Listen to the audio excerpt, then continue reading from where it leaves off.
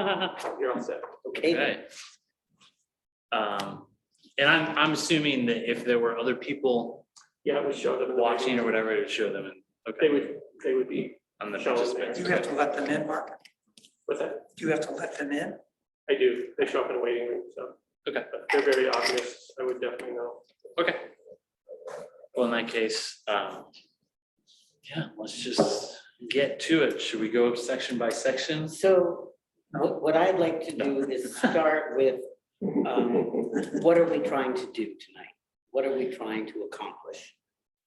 Well, what I understand was the request was feedback on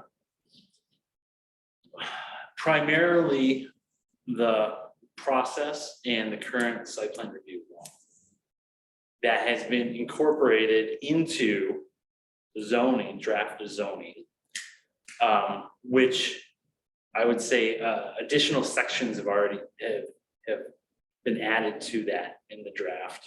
And so I would say that we are responding to or giving feedback on those sections as well. So primarily sections 4, currently of the draft zoning, section 4, section 5, and section 6. And that's what I took notes on. That's what I gathered from Jean as well, with, it seems, an emphasis on section 6. The way I read her email was focus on 6 and also then 4 Yeah. and 5. Section 6, so, I mean, section 6 is the process part of the site plan review, basically process. So I think that's in some ways probably the most important thing to cover.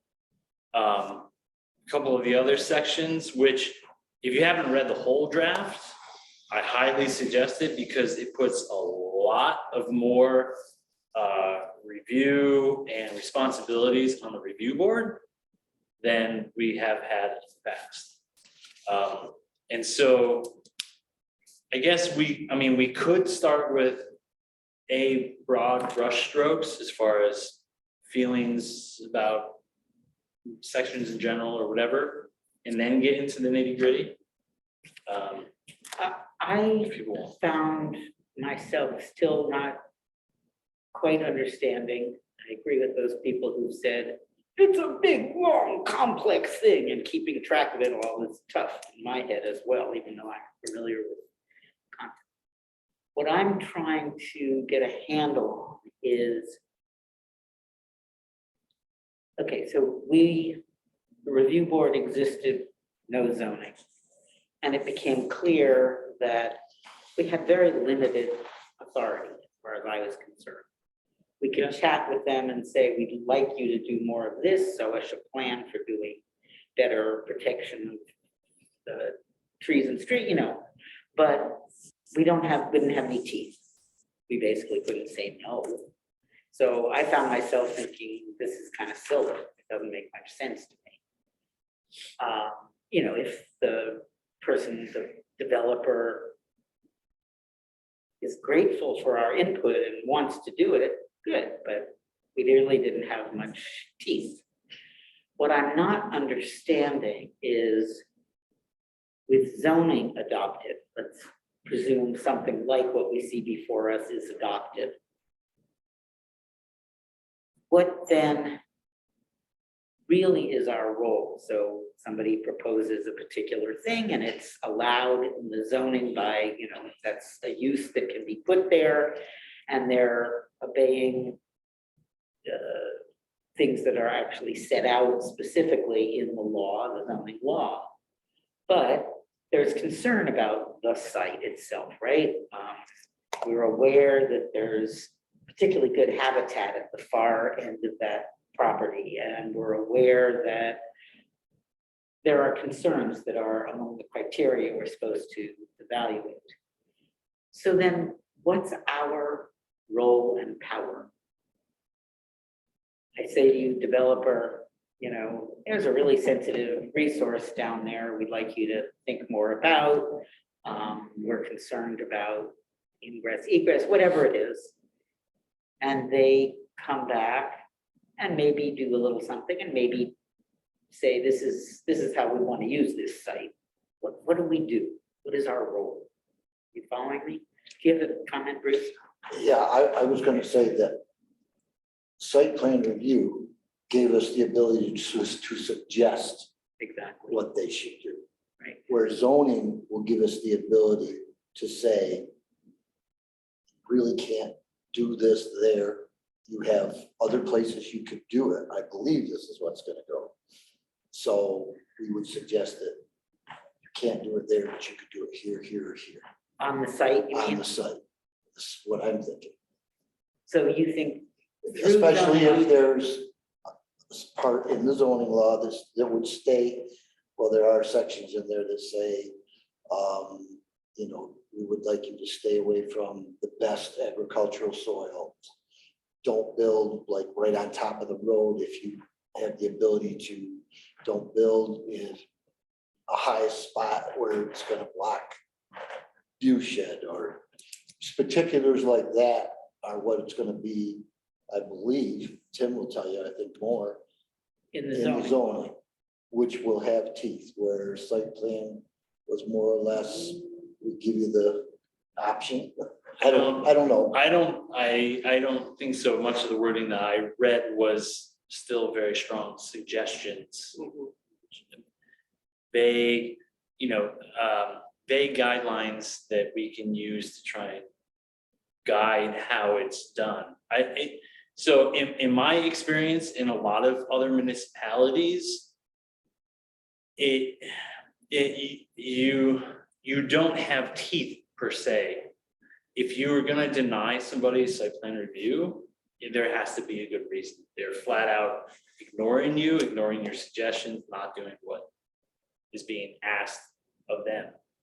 What you can do as a board is you can keep suggesting the proper, what you would like to see, and basically drag the process out until they compromise or whatever. Capitulate. Yeah, in some ways, I mean, it's, yeah, Okay, and anybody, like, most people, I would say, most people, even in the city of Ithaca, most people are gonna try and, appease the board, otherwise they're not gonna get approval. Do they get voted down? Hardly ever. Hardly ever will a project get disapproved. No, we disapprove, we vote you down, done. You go away. It's very, very rare for that to happen, but it turns into a 6, 8, 9, 12-month process, in which case, for most developers, if that's, it's costing them a lot of money. Okay? So they're gonna wanna compromise and get the project passed. so is that any different than the power we did or didn't have without zoning? I don't think so. Zoning restricts the uses. Yep. And also specific things in specific areas. And if it's allowed use, then it's an allowed use. And then it goes to site plan review, and we have very similar, it's very, very similar to powers that we had before. It's just all combined into one law. And anybody jump in and correct me if something I'm saying does not sound right. But like section 4 is kind of basically taking the place of subdivision review. Section 6 is basically taking the place of site plan review. Section 5 has added all these design guidelines in between. Is sort of my take. But Greg, can I just add something? I think that, I think basically you're right, with the only difference that as the current version stands, and that's talking about the design guidelines that you have in front of you, those were developed by the task force, not by the zoning commission yet. And they were specifically designed to provide strict standards for design for commercial buildings. And within a zoning law, what that would then do would, if the commercial building were then to be cited within a, let's say, a commercial zone, then those guidelines would pertain to that commercial zone. So it would be teeth, as I understand it. right. we can get into section 5. I have a lot of issues with section 5 Ditto. Right. and their design guidelines, but it hasn't, yeah, from what I understand, it hasn't been reviewed yet by the zoning committee, so. So it may change quite a The bit. things you, were the things you raised in your email? Yeah, a lot, I mean, Yep. yeah, a lot of just general issues with design guidelines like that. Yeah. In general, period. Mark, you had your hand up? I agree with all of this, and the zoning districts define what's allowed and not allowed, and so if something comes to you for site plan review, it's allowed, and so then you're reviewing it knowing that, and a lot of your mitigating impacts based on, on what you said. But my understanding is the more prescriptive design guidelines are allowed, zoning enables those. So that was my understanding. Yep, yeah, you can have them. My opinion, from the design side of things, a lot of times they're pretty ridiculous. Yeah. And the ones I read don't make any sense. Okay, I'm not going there, I'm just saying Yes, that's how it but, works. yes. Yeah. Right. And I mean, so they could be those or they could be others or whatever, but yeah. And so then there's also, so once, if and when zoning gets adopted, if there is a use or if there is an area requirement that's not being met by the project, it's got to get a variance through the zoning board of appeals before it should even go to site plan review, because that has to be approved. And that board typically is very much a yes or no, we're allowing this or not. Because it's either meeting it's not meeting the law in some form. And that board has the permission to say, yeah, okay, well, it's being mitigated other ways or whatever, or no, we don't like, we don't like your proposal, we can't do it. Greg, I just had a couple of comments. Whenever Ellen brought up limited authority, our current subdivision law says not intended to prohibit. So it was already, we wrote, that's right in the beginning. That's the case, and it sounds like from this discussion that our review process is still not intended to prohibit if it's within the current zone. So we're back to where we were before. Whenever you suggested that there are no teeth, there actually are quite a few teeth in the law, but it doesn't come from subdivision law by itself. It comes from the stormwater and erosion control law and that type of. So any laws that are out there that are pretty that just define certain things, then that's the teeth, and we're held accountable to make sure this project meets all those. And they don't have a choice; they have to meet those. So that does have teeth. And you remember the case with Timothy down here on Route 79 that wanted to put in that small subdivision. In the case, it's exactly the situation that Greg's talking about, where we went through this over and over again, and finally their funder just said, "I'm done." He pulled the plug on the project. So then we talked about the power.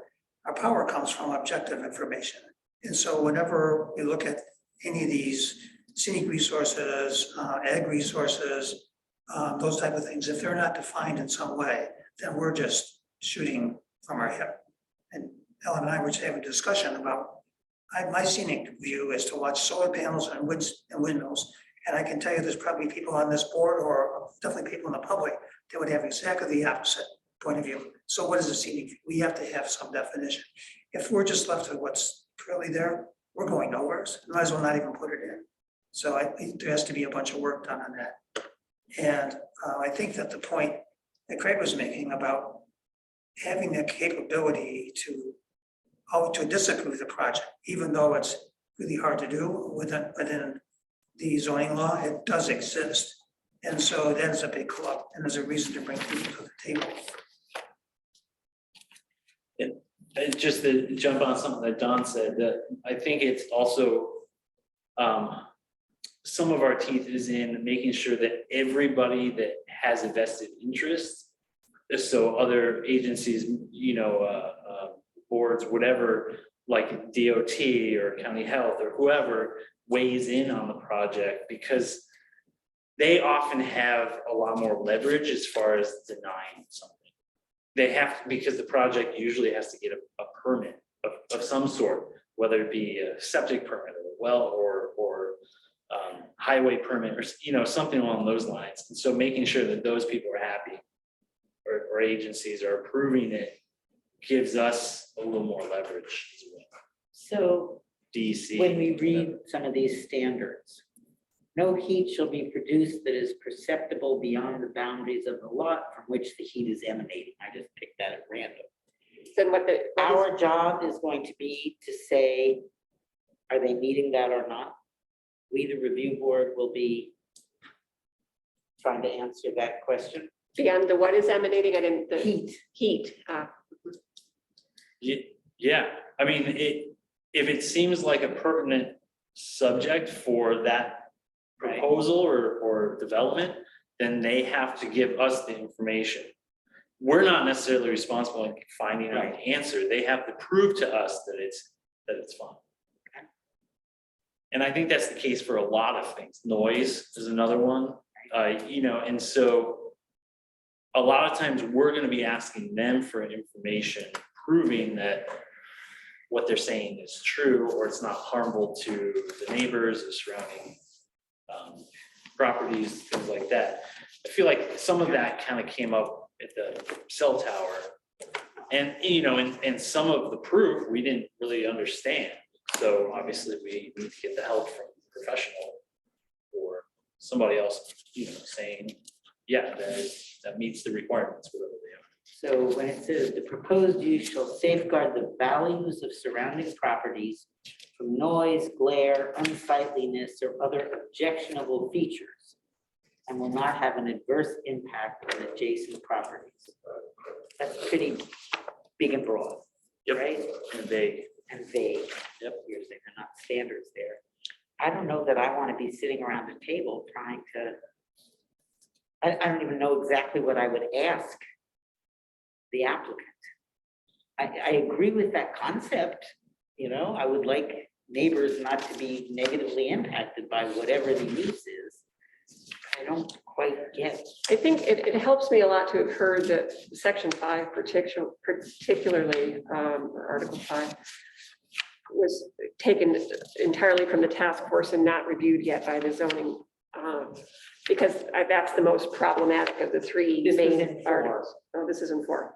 yeah, But I want to echo what Don said, and I think what you're saying, Ellen, so much of what we need to do as a board relies on objective criteria and clear definition. When they get around to it, I'll be interested to hear, for example, design traditions of the town of Caroline. If you drive down a half mile on my road, you can see a whole bunch of design tradition that's been there for a long time. So maybe we can leave I'm article. assuming you're referring to like single wides and. Oh, yeah. double wides. And other things, Yeah. you know, what does that mean? And Right. I think, It's my house. pardon? It's my house. It could be my house, it could be any number of things.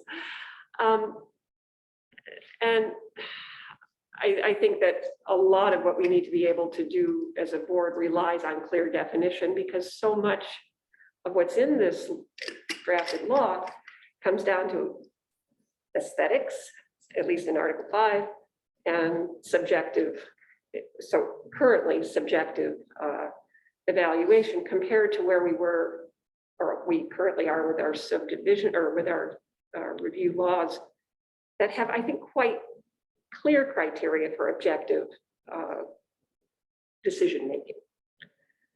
Much clearer than in the draft. So I wonder if we should hold off on commenting on section or Article 5 until the zoning board has had a chance to work on it further.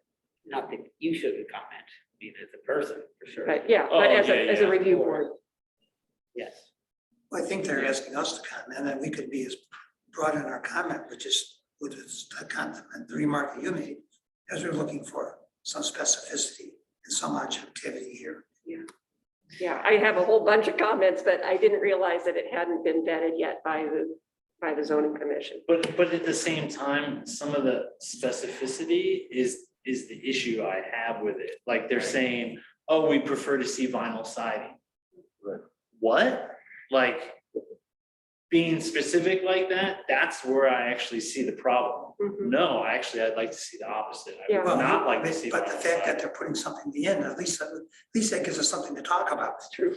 Where if these just True. has to be in keeping with your neighborhood, Right. well, what is that? I'm gonna flip back onto the other side. Maybe we should comment on it because this is the time for them to hear that review as they've asked. I'm gonna retract what I said and say, yeah, maybe we should comment on it. Well, I agree. I think, hold on, Tim. I agree. I think maybe we shouldn't get any specifics on section 5, but maybe broader strokes of, we see these as We potential need to issues. define This this. kind of yeah, stuff is yeah. potential issues. And this Yeah, stuff is. yeah. Okay. Tim, Yeah, I was just gonna add that my recollection is that the design section of that was simply geared to commercial buildings. And as I recall, the task force based it upon most of the current.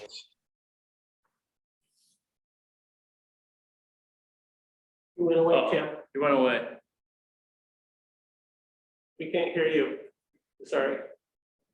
But even though we can't hear him, he's exactly right. At the beginning of it, it says, this section lists development standards expected for commercial uses. And other specific uses subject to site plan, specific review and approvals. Right. So they did identify commercial uses. Right. Wow, that's really weird. Hmm. Oh, there you go. And I was just gonna say, sorry, I muted myself.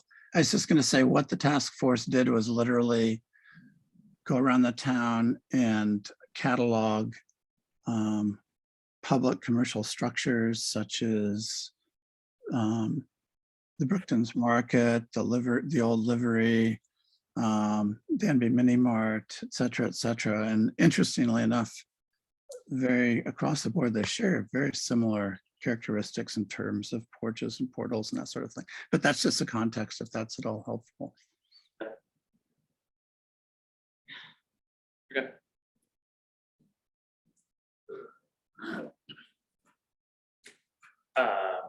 So where do we want to? So I would just, one other global question is currently the site plan review is separate. And I had written a note to Nan asking about why it should remain separate. And she gave 3 answers as to why it should be. And I can Why find it should reasons not be, why it should be incorporated. why they should be incorporated together. And I think that from reading that, I'd be glad to talk about each of those if you'd like or not. But I think that we should have, in this note that we received from Jean McPheeters, she says, as we've begun to work through the first draft, we know there are some suggestions of site plan review. The town board also discussed site plan review at the last meeting. I think they may want to do it fairly soon. So if doing it fairly soon means that they're going to be working on the site plan review separate from the zoning, then we have we're working at this from a different level. So we have a member of the town board that's here, because you have 2. So I guess I'm curious as to what is the town board thinking about site plan review? Is it going to be done with the zoning, or is it going to be done ahead of zoning being adopted? As a separate thing by the town board. I mean, I can say that our attorney in this, we had this explicit discussion during the task force, highly recommended that site plan review be included within zoning because it gives the whole process more legal teeth. And I believe that in that email that Nan wrote to you, Don, I think she articulated something similar. So that was the thinking. And when I looked at it, I was convinced that it makes sense to put it in the zoning law. I didn't really see any compelling reasons that you would want to keep it separate. And so I would tend to appreciate what the attorney and the consultant have to say. And I think it perhaps would be less overwhelming to people who are applying to do something if it's in one place, one law. So I'm in favor of doing that. I would like to hear what you have to say about it, because I wasn't really sold on it completely when I read what she had to say. It made sense, some of it, but some of it wasn't real clear to me. I was just curious if the town board had talked about breaking it up. But I'm gathering from Tim's suggestion, the task force didn't, which didn't answer my question. So the town board hasn't talked about breaking it out separate. We have not been intending to Okay. tackle this. So I'm confused by what her wording, but that's fine to be confused. So the reason Nan gave 3 reasons. One is that would be one-stop shopping.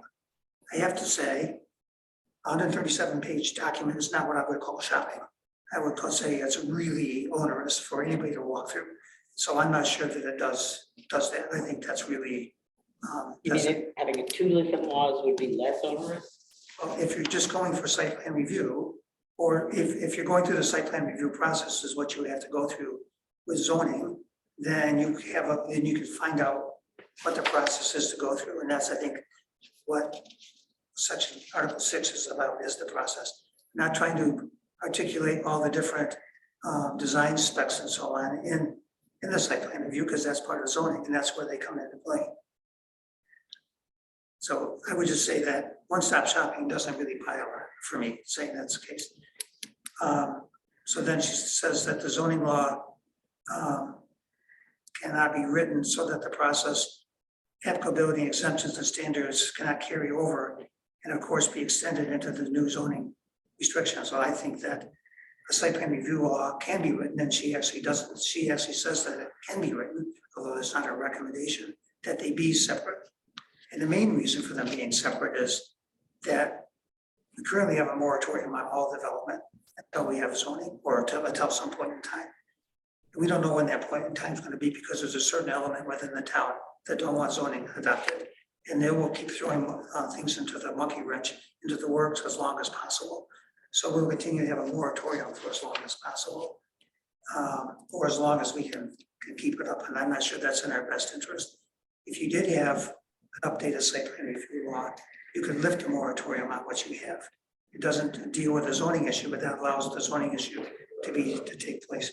And with the zoning issue, there are so many missing documents like scenic resources and ag resources and energy saving thresholds, and the list goes on and on of things that need to be developed before you could ever use the zoning law in any way that makes sense. So I'm inclined to say, if at some point in time a new town board gets elected and they've had enough of zoning and they want to undo it, the site plan review law goes away at that time. It's gone. I think I'm not agreeing with you on You a don't have couple of to. counts. I know. I would say, I don't get it. If we have a site plan review law and we don't adopt zoning, then aren't we just back where we were? And I don't want to If be you don't there. adopt zoning, you're back where you were. Yeah, so I don't see a purpose for the review board. I'm gonna resign. What's there's- the point? Without some sense that we actually have some clout in it, and I think it does come from being embedded in the zoning law, much more so. So anyway. that's The my only comment. cloud you get is where buildings can be put on within the zones. That's the only cloud that you get by the zoning law. I'm If not you don't sure like Dollar it's- Generals in the town, zoning will never stop that. I believe in the separation of some uses. Sure. I just think that's important. I don't think commercial should be everywhere along, and, everywhere. So that's my view, That's not, I'm not arguing that point. right? Is there any sense of how long the moratorium can be extended for before it runs into a legal issue? So it's a balancing act. You have to judge. I don't think we're at that point now. But the case study that I saw, and you can look it up in there's a land use moratorium Department of State document. It was like a town that was just like rubber stamping a moratorium every year for like 7 years because of, I can't remember What the issue was, holding yeah. off on, but then they said, no, that's not good. Mhm. But I think if you show Good faith. good faith, reasonable progress, it's in the interest of the town, this is a tool that Yeah. the state provides for towns doing this kind of work to Regulate land use, stabilize yeah. things while new regulations are being developed. Yeah. I think we're, Yeah, I think we could show plenty of person hours being expended. Working on it. Yeah. Sure. Okay, well, that answers my question then, that we are incorporating this, we're looking at this as incorporated within the zoning law. I don't think that's been decided, right? Right. Well, I mean, so going back, I think that if we start getting into the nitty gritty and picking apart section, different sections, I think we should focus on Article 6, because that's the process of site plan review. So whether it's incorporated into the zoning, or if at some point zoning is abandoned, then at least site plan review process could be revised and readopted with the revisions that we suggest, or the commission comes up with, or whatever else, right? So at least that's more solid to go by for the future, whether it's in zoning or not. It makes sense to me to do it that way. But I also understand what Don's saying, that if something happens down the road, and now all of a sudden we're left with no site plan law and no zoning, we're really in a pickle. Right? I agree. This takes 3 members on a town board. Right. Is it possible to, I was curious about this, thinking about this scenario, to pass a law that says in the event that this particular law is Severability kind of. law. then it reverts to the revised site plan review law. I don't know the answer to that question, but it's a good question. I didn't thought of that. Be worth asking. Sure. It's a lawyer. Okay. So where do we want to go from here? Do we want to make any sort of broad stroke comments about either section 4 or 5? And then get into the nitty gritty of section 6, which is the site plan review process? I would just say that I didn't spend any time on section 4. Okay, I spent a lot of time on section 6 because that was the process that I thought we were working on, Makes sense. which makes sense. In section 5, I was like everybody else, like a little. Need some definitions and I mean, that's a Solid. comment that we should make. solid ground. yes. Is that if we're supposed to be reviewing things, then there needs to be more definition of.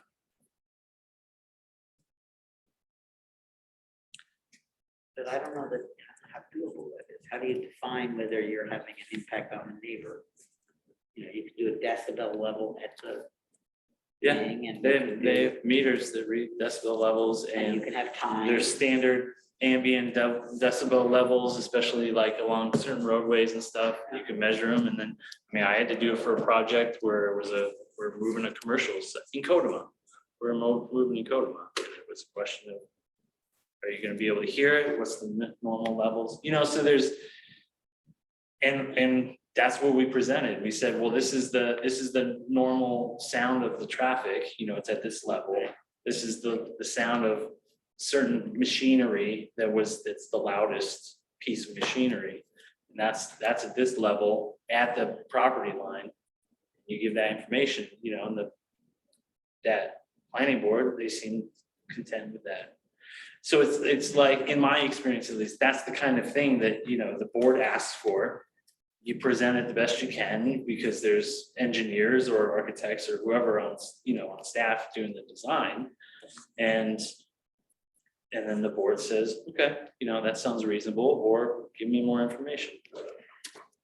And then if you need professional, some sort of professional to help interpret it, then, we have money supposedly in escrow usually to pay a professional, whether it's legal or engineer or whatever, to help. So it sounds like maybe we focus on Article 6 first and then see Yeah. what little brain material might be left over for 4 or 5. Yep, that sounds good. I had a couple just general questions before we dig in. I think they were brought up I think it was in Article 6, but just in general, there was one place where Nan made a comment about a CAFO that may not be legal for agricultural law reasons. If a particular section of a zoning law is found to be not legal or however you say it, does that just pertain, it doesn't eradicate the whole law? That's a severability clause that Mark mentioned. Okay, It's usually at the end. It says if I'm any, sorry. I think it's usually at the end, it says if any pieces are part of this. Okay, okay. The What rest did you of it call it, stays Don? Separate, Severability. severability. It's Okay, one of the last sections in any law. okay. It's like you said, you sever off that portion of it, But the rest of the it's law still remains. intact. So if you're taking notes about CAFO, I would just say that when the first site plan review law was adopted, we did contact Ag and Markets, and they did send a letter to the town speaking to exactly this point that Nan brings up. So we should resurrect that letter. I'm gonna say that it did not give us a pass, but there was some discussion and there was a recognition of what we were doing. So we should find that and have that, that should be part of the documentation that zoning commission is working with.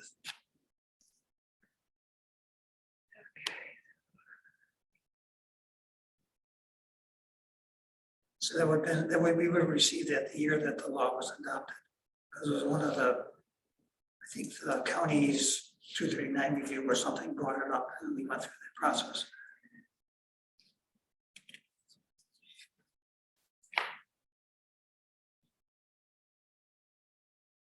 And Don, my understanding is that once the town board receives a recommendation, that it goes to Ag and Markets also for review.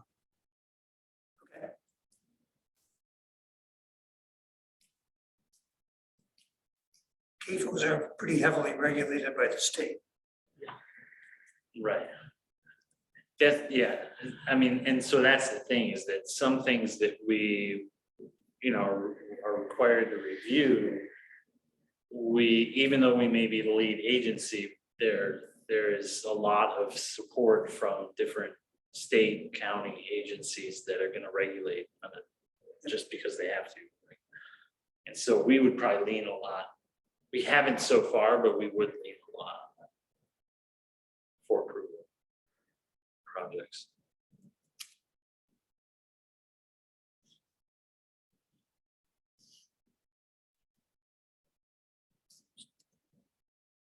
I'm just waiting for Sue to stop, right?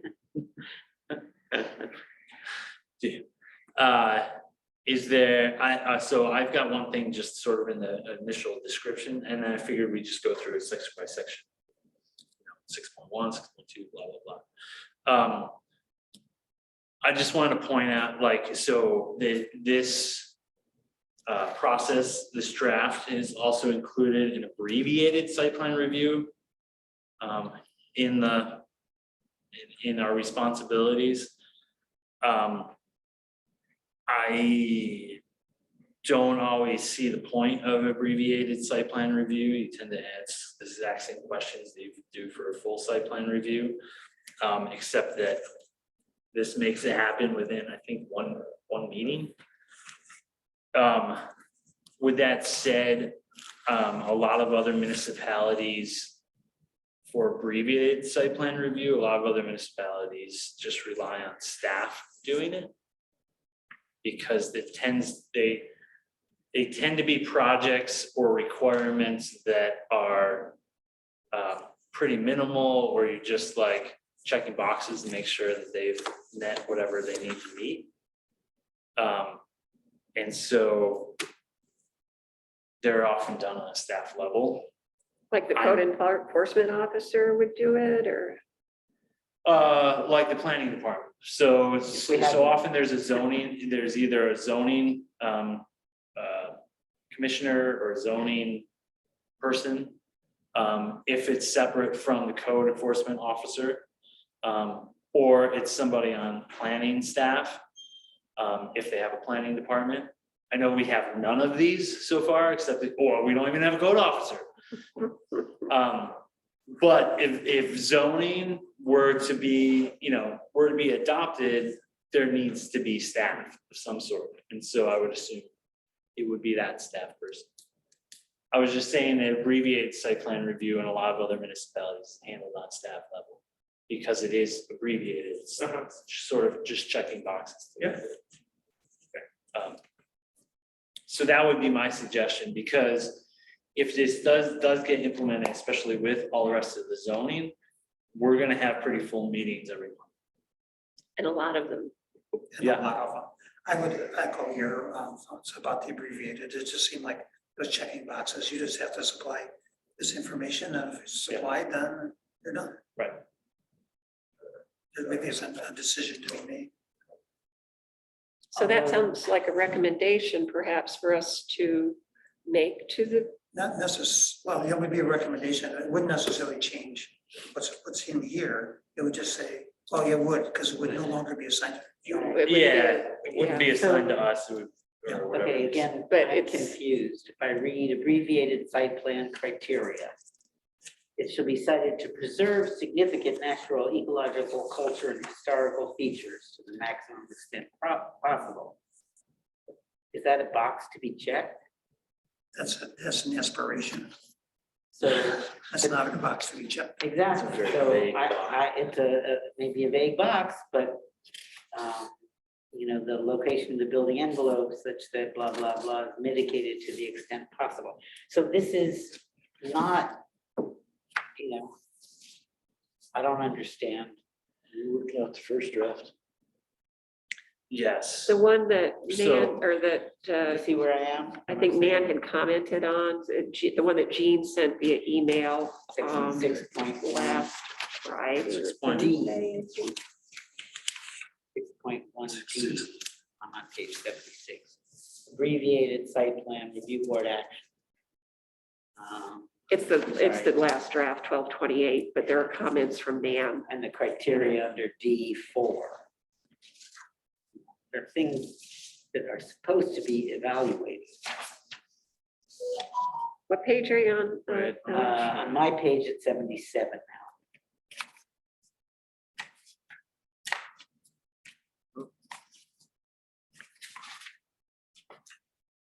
That's final site plan. Abbreviated site plan criteria There we go. for Yeah, A, yeah, B, yeah. C, D. D twice. Section what? Sorry, section 4. Review, actually D4, or on review board, abbreviated site plan is D.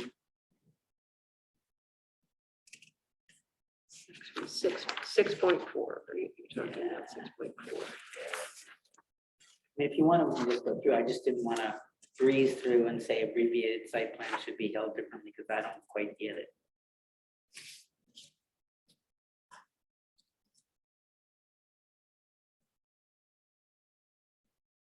No, I don't see how we evaluate all Seeker that. pursuant, abbreviated site plan criteria Right, for D, oh, so it's all of those. yeah.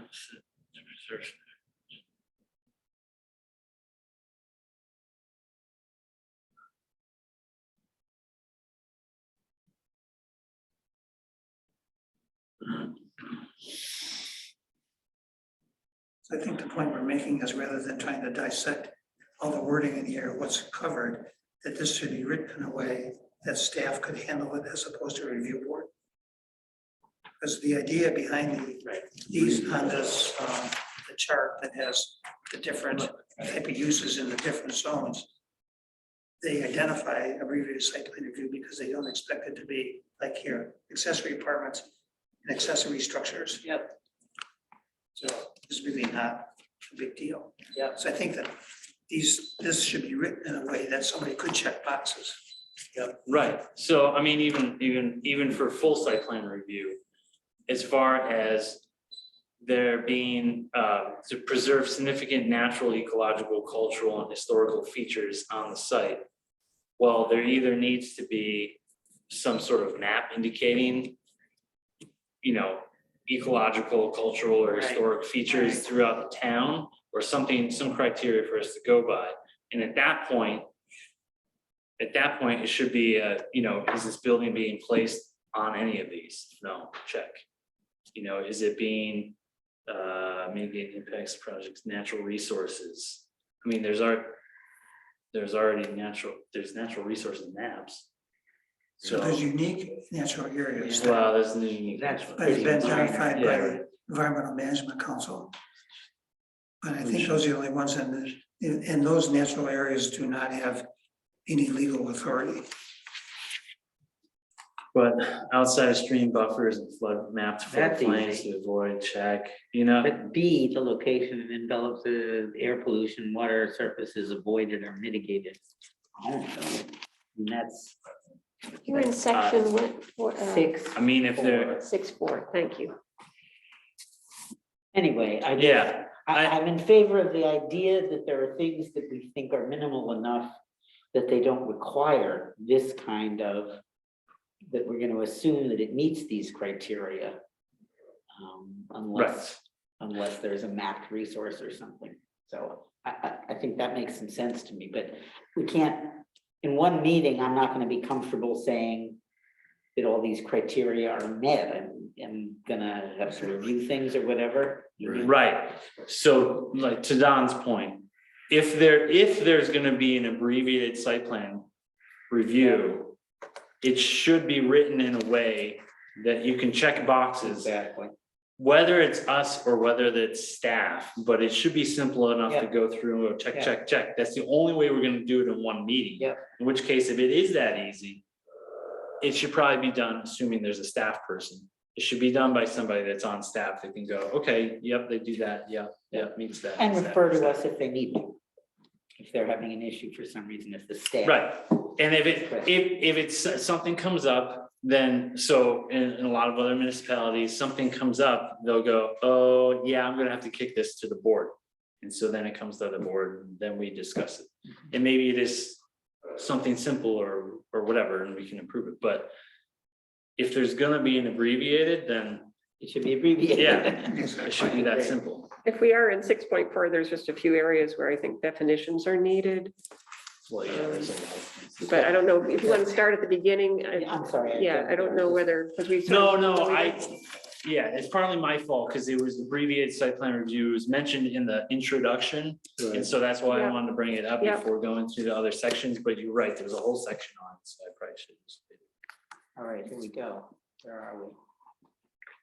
So we're taking it from the top, from section 6, or article 6, I mean.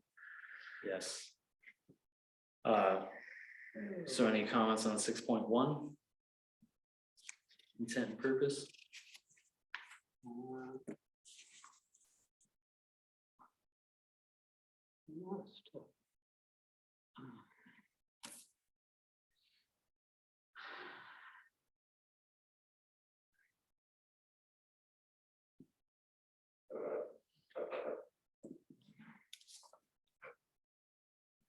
Six point one going once.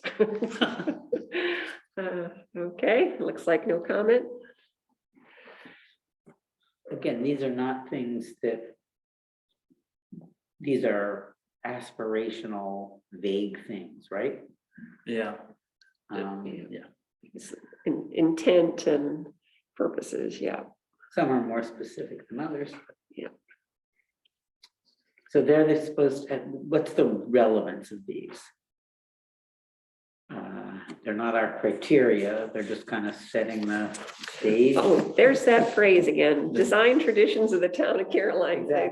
I would like to highlight that one, that it would be helpful to have definition, but here, it's not anything binding here, it's an intent and purpose, but when it gets down to I guess in Article 5 is where things are being directed to be in the design of the town of, that's where it gets difficult if you're trying to make a decision. But given that here it is again in Article 6, design traditions of the town of Caroline would be helpful to have at least a definition description. Or take it out. Or take it out. I think a lot of the first section comes from the comprehensive plan, which is sort of aspiration, very much so. yes. What paragraph did you find that design? It's right in the first one, Bruce, at the The first bullet. 6.1, it's the Okay. first bullet. Did you print out the Okay. table that says who requires what kind of? Yeah, it's here. in this file.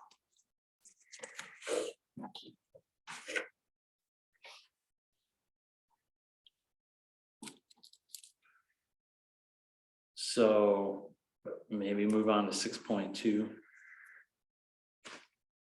Which is where there's, But offered the comment that 6.1 is pretty vague. yeah, well, I think that's the intent, because it's for intent Because purposes. you pick up a lot more of it as you work your way through the document. Right.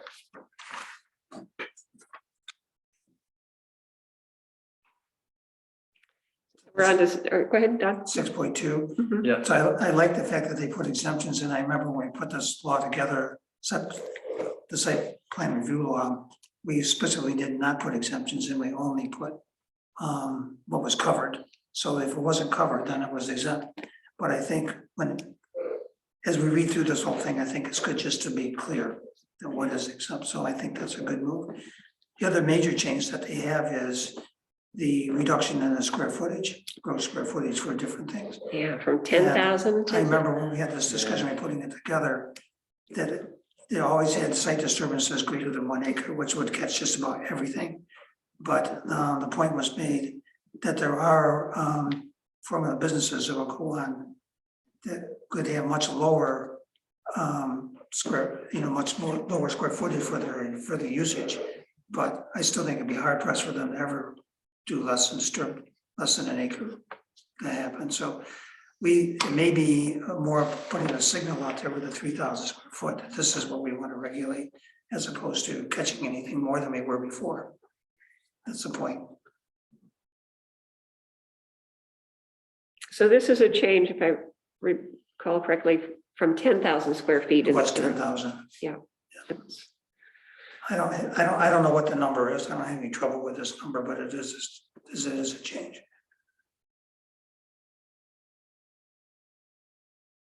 yeah. I think all the yellow, if you're looking at all the yellow sections are changed, square footages all down, reduced from Right. higher square footages, the smaller ones. And Nan has a comment there about in her consideration that it could be reduced further, it looks like. I don't think the numbers should get reduced anymore. 3,000 square feet for anything commercial is pretty small. Pretty small. You know, I mean, I live in a 2,000 square foot house, like, I mean, I think that there are a number of formula businesses that would come in under that. That's okay. yeah, true, but a lot of them would be under home occupation, not a commercial business. I was thinking more about the Dandy Mart, Dollar Generals. They're often no bigger than this, is my understanding. And again, I'm not saying, I think that's right. Remember? Donut shops, things like that. I think that, yeah, well, that's true. Like a coffee shop or a donut shop. would be Yeah, smaller. okay. I think the Dollar General was 8 or 9,000 square Do you feet. remember Bruce? It Oh, sounds I that's a don't- nice. 5, Tim, I think it's 10. 10, I okay. think it's 10. Okay. But anyway, I don't think we need to go any smaller, or just my suggestion.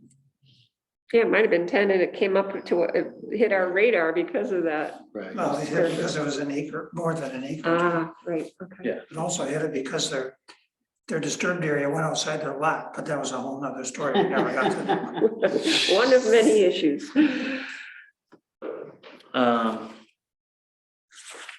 Okay, any other comments on section, what was that, 6.2?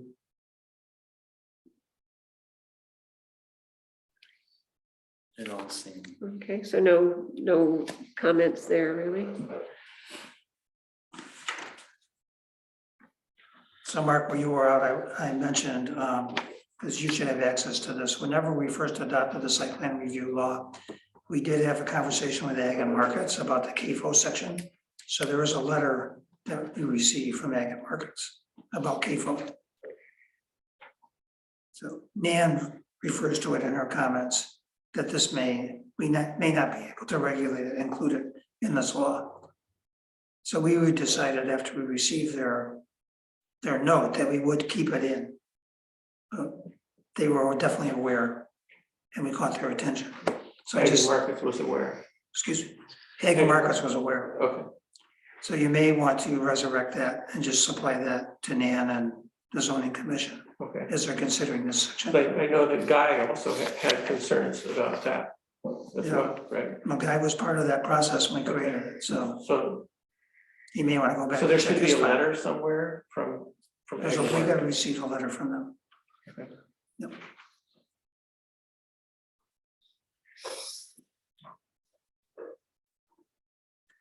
Six point three.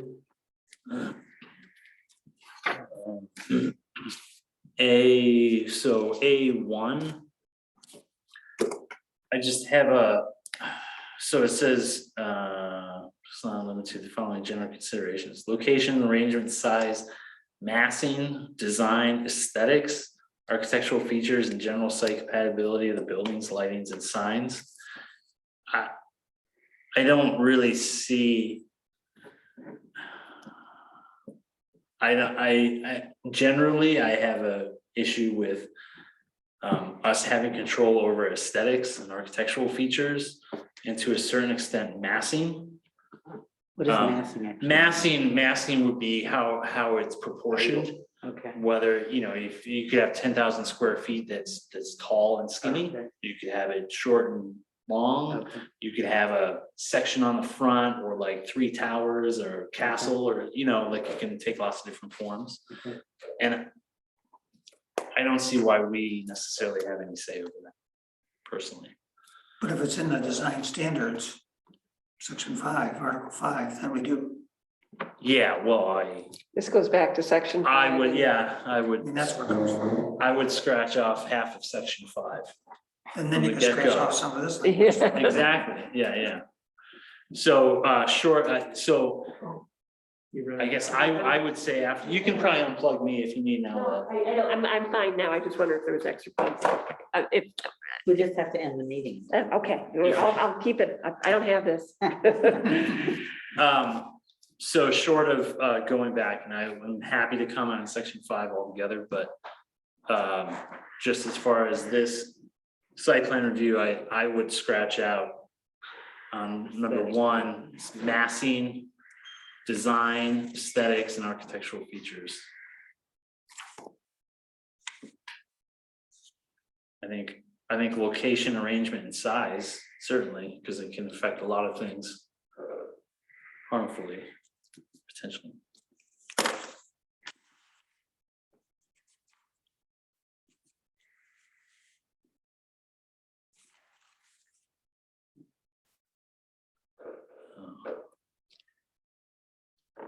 So this section 3 just is introducing what you're going to see in section 4. And then section 4 gets into more specifics. Yeah. 6, you mean 6.4? 6.4, sorry. Yes. I was gonna say we're back to 3. What'd you say, Bruce? I was gonna say we're back to 3. We're jumping all over. And well, my other issue with this section, 6.3A11, was overall impact on existing neighborhood character, form, and function. Again, kind of goes back to Sue's comments about what does that mean? My neighborhood's like all over the place. So I don't understand what fits in or doesn't fit in.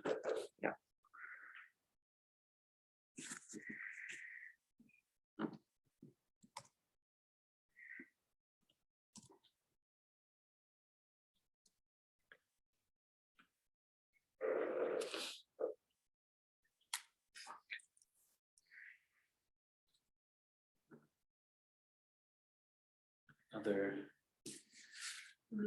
I agree with your comments on that. Yeah, makes sense to me. And the comments that I would have would show up in section 6.4 where you get more Yeah, mine specifics. tend to be in So I'm just gonna wait 6.4 till as then. well. Yeah. okay. Are we okay moving on to 6.4 then? Yep. But noted your comment?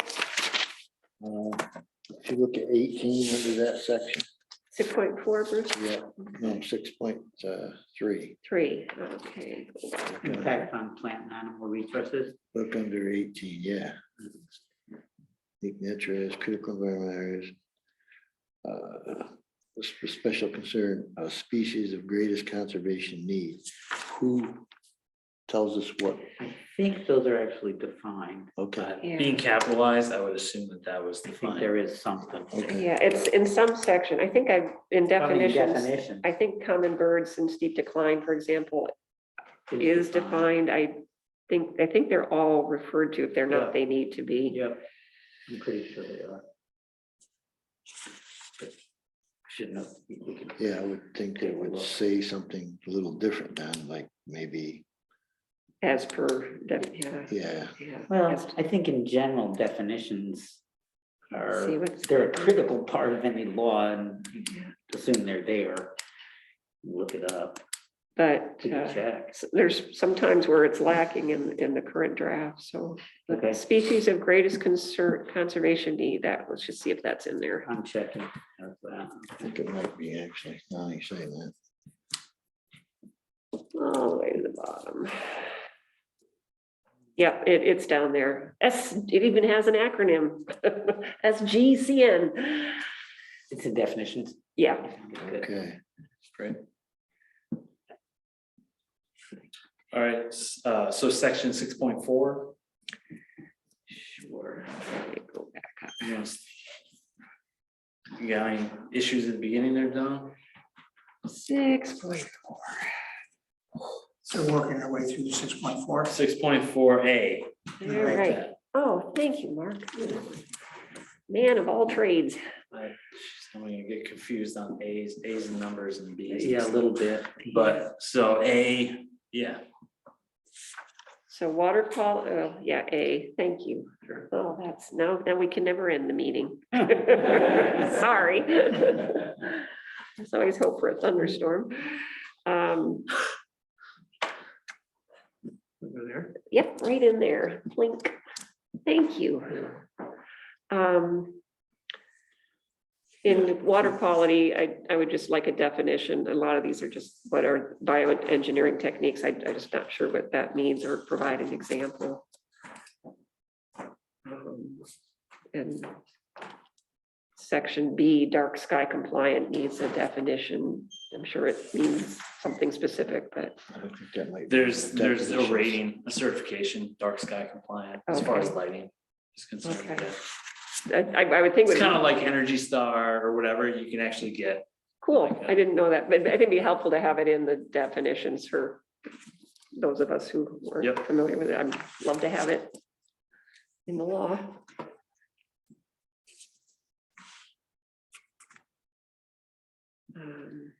And 6.4C, the way it was worded, I'm still on A. oh, you're still on A.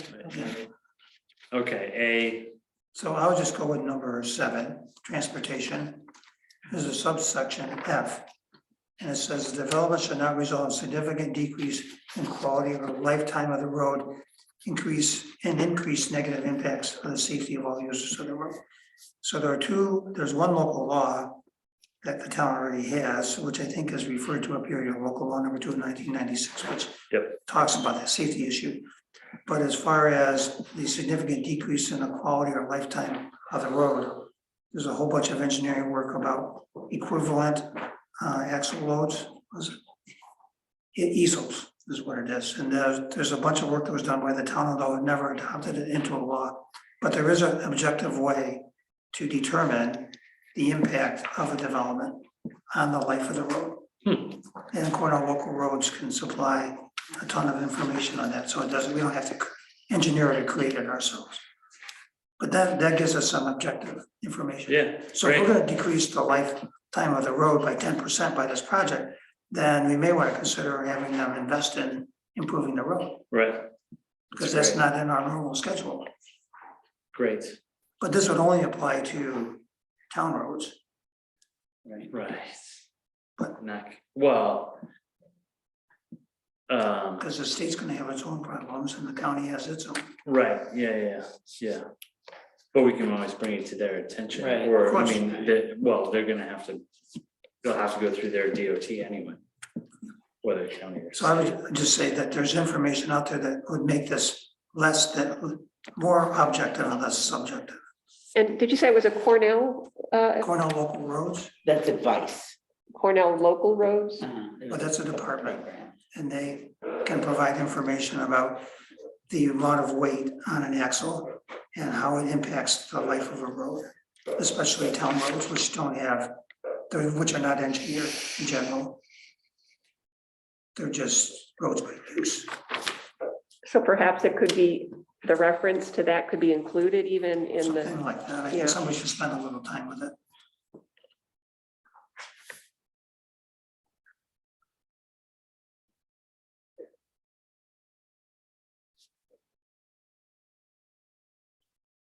Then moving along to number 11, which is agriculture, it talks about prime agricultural soils. And I think that we need a map of that in the town. I think there is Yeah, part of it, pretty sure there is. I think so. I think they. And not just prime, but also significant, Great. which they're not referring to.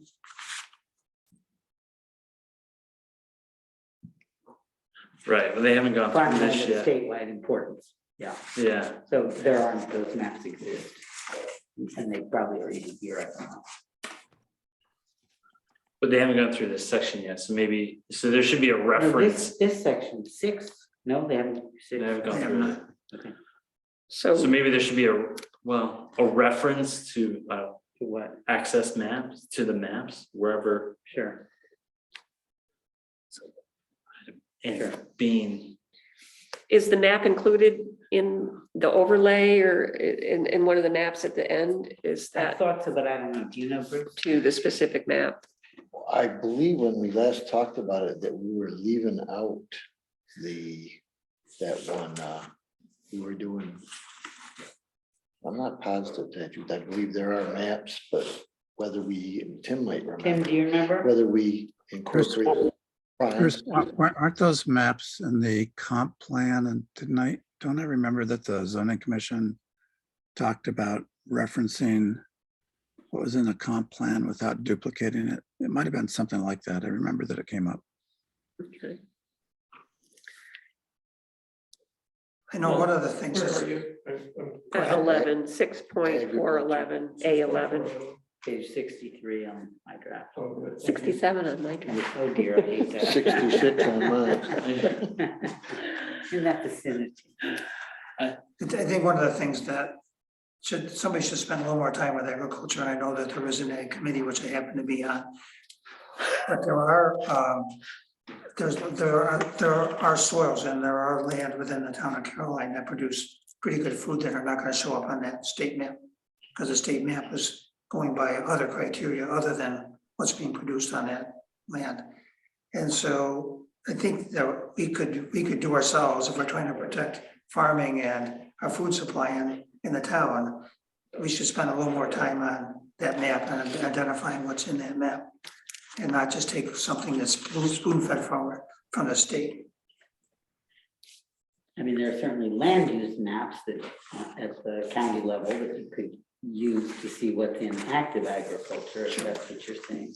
Could That could could this help. board request of the ag board further information on those specifics to include within the, So I know that there was discussion at the zoning commission meeting at one point in time about asking the ag committee to do something. But I don't know if there's been an official action, and I can tell you that the ag committee hasn't done anything.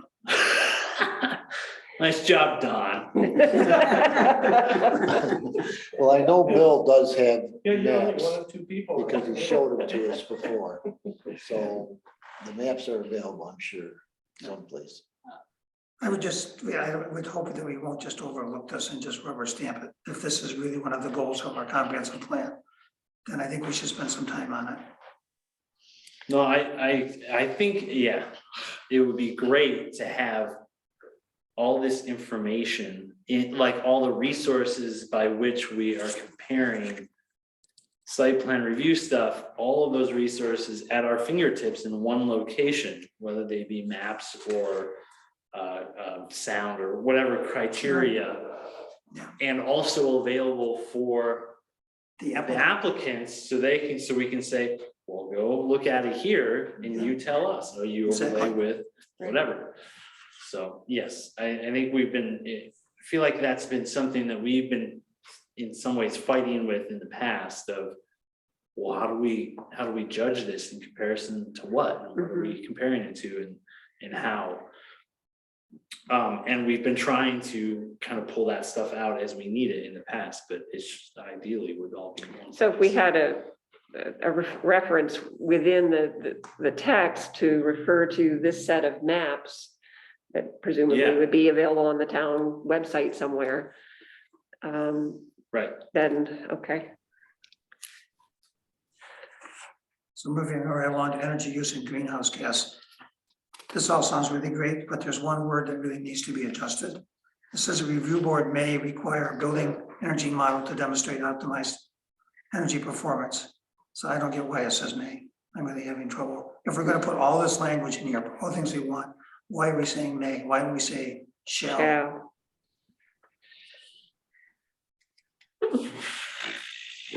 okay, it's in, yeah. I guess it depends on what you mean by building energy model. I think that we Just- should define what a building energy model is. Yeah.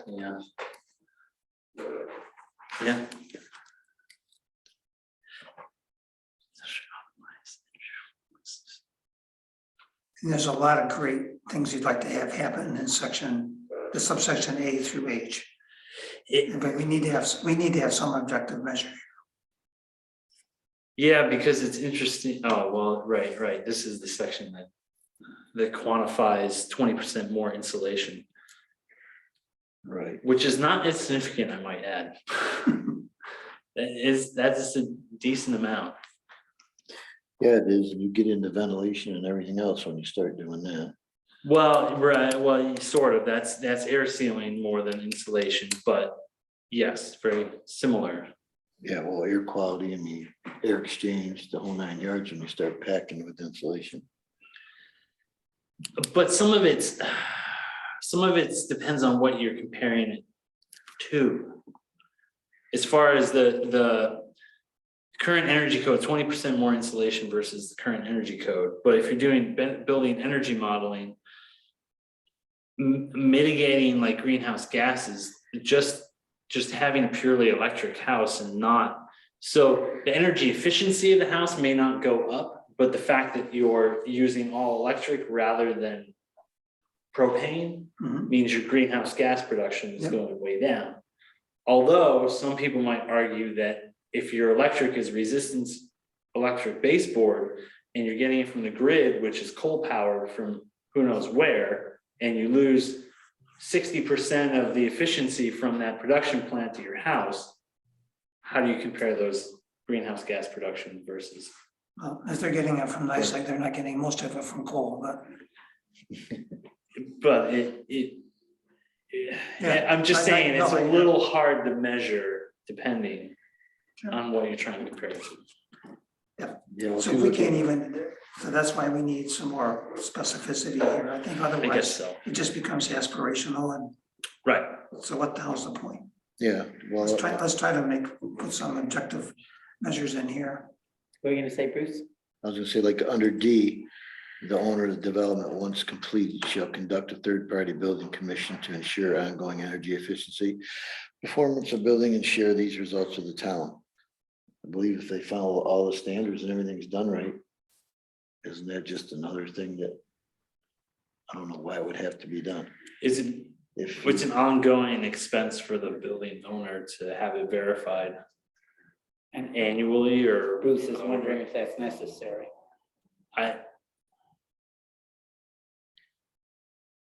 I don't think so. I mean, I'm just saying, if they follow the standards that we want and everything's done Right. properly, why would you have to keep going or go to this expense? Or even So I must not have the current wording, this is talking about doing it annually? Or just once? Well, Doesn't say that. ongoing, Yeah. so it's not necessarily annual, but I don't, it I like the doesn't word I say. had before, which just said, once completed, shall conduct a third party. It doesn't talk about And ongoing. once completed, I think the implication is, did really Right. do what you said it was gonna do. Right, Right. I mean, that's what happens with, when you're building a house these days, you have to do an energy report on it, when it's completed. Say what the R value is and your filtration and all that. right, so maybe we just scratch out the word So- ongoing. Oh, exactly. Just, so we're suggesting scratching ongoing, just deleting that, in D. And going back up to the, initial paragraph, Don's suggestion of changing may to shall, What is the definition of a building energy? and then having a definition of. There probably Well- is one, because it says in caps. So, being on my computer, it's a little harder to me to go to the definitions. Does Building. anybody else find that easy? 69. I guess is there would be What is it, building, energy model. building energy model? Yeah, building footprint envelope, not, yes, building energy model, a physics-based model or simulation to predict and analyze building system level effects and performance related to energy use. So I don't picture that every building is gonna need that, right? Every building who's going for a site plan review. That's why it says may. And maybe that's more complex than is necessary for. It can be rather involved and expensive to get a building energy model done. But it's also that definition is vague enough that like a com check seems like it would work. So com check is what's typically done for commercial buildings to meet energy code requirements. And that's a Just that. physics model, whatever the. Yeah, you put in the building envelope and the, Okay.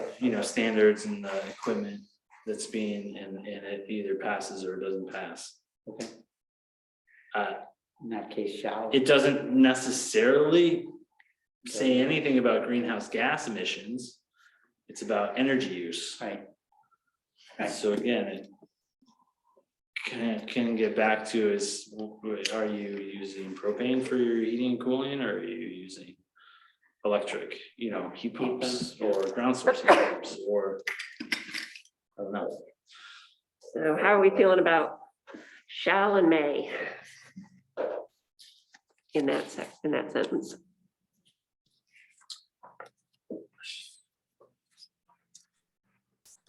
What do you think, Terry, is the most practically oriented of us?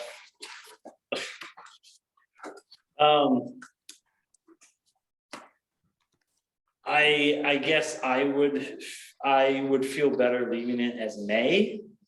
And maybe we always seem to require it. But shall implies that we have to require it, like, I mean, there's certain requirements, we can always waive requirements, but may gives us the prerogative to say either yes or no. And maybe we do most of the time require it, but maybe we don't. Whatever. Well, I guess if it's that's my may, take then on we it. have to make the proactive step to ask for it. Yeah, If it's shall, then they can ask us for exemption, exemption, yeah. which would be my preference. Either way.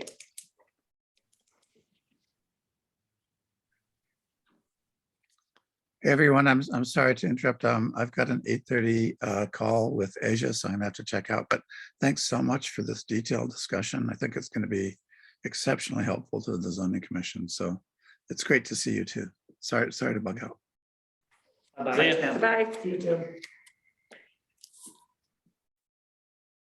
So any more discussion on the shall or the may? Donna and I disagree. I can see both So, sides of it, so yeah. Libra kicking in here. I don't have a strong I opinion. mean, we could just mark it as a point of discussion. Okay, for the commission. Yeah, point of discussion. Point OD. All right, other items for that section? And we're gonna scratch ongoing, is it just Yeah. before we Yeah. leave there? Okay. Yeah, I would love to know what the scenic resources are in the town. I'd love to know what the plant animal resources are in the town, what the historic, architectural, and cultural resources are in the town. I already know that I don't know what the architectural design features are. I'd like to have some time spent on the economic fiscal impact, because I see that worksheet, but this really, I think this worksheet really misses the point, because what we're really interested in is how much wealth the business is gonna extract from the town of Caroline. And this walks all around it, but never ever asks that question. Gosh, I hope the wealth is going the other direction. So, exactly, Is exactly, that that's the point, that's the economic impact? Oh, no, that's yeah. yeah. So I mean, those are great questions, but they all wander around the edge and they never ask the question. So if you're gonna buy all your materials from outside and you're gonna pay 6 people minimum wage and everything else, all the profits go outside the state or outside the town, what the hell's the point? I mean, why would, if somebody, we want somebody to sit down and think about during the construction, they're gonna hire local people. They're going to, and they're gonna pay a living wage when they're here, and they're gonna be trying to keep as much money as possible in the town of Carolina, which is where it's originating. Take all the businesses that are shown on the design standards, are all local businesses hiring local people, owned by local people, and the money staying here in the town. Can you see that? please?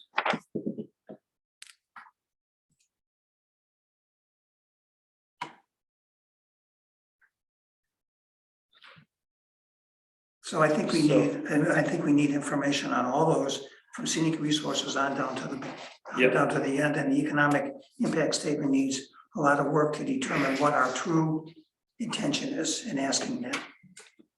Those That's number questions. 21. Is That's that? number 21. Yeah. Yes. But the sections before that are all the And 20.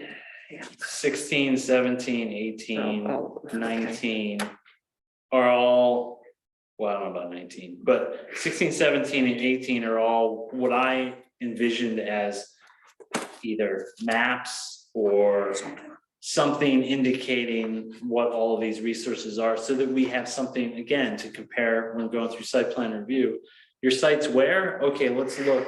It's not on any of the maps. Okay, it doesn't seem like you're, citing it in with respect to, any of these, plant resources or scenic resources or whatever. So, it seems good, which again, if there is an abbreviated site plan review, it would help that process to go, oh, check, check, check, you're good. You're not citing on any of these resources.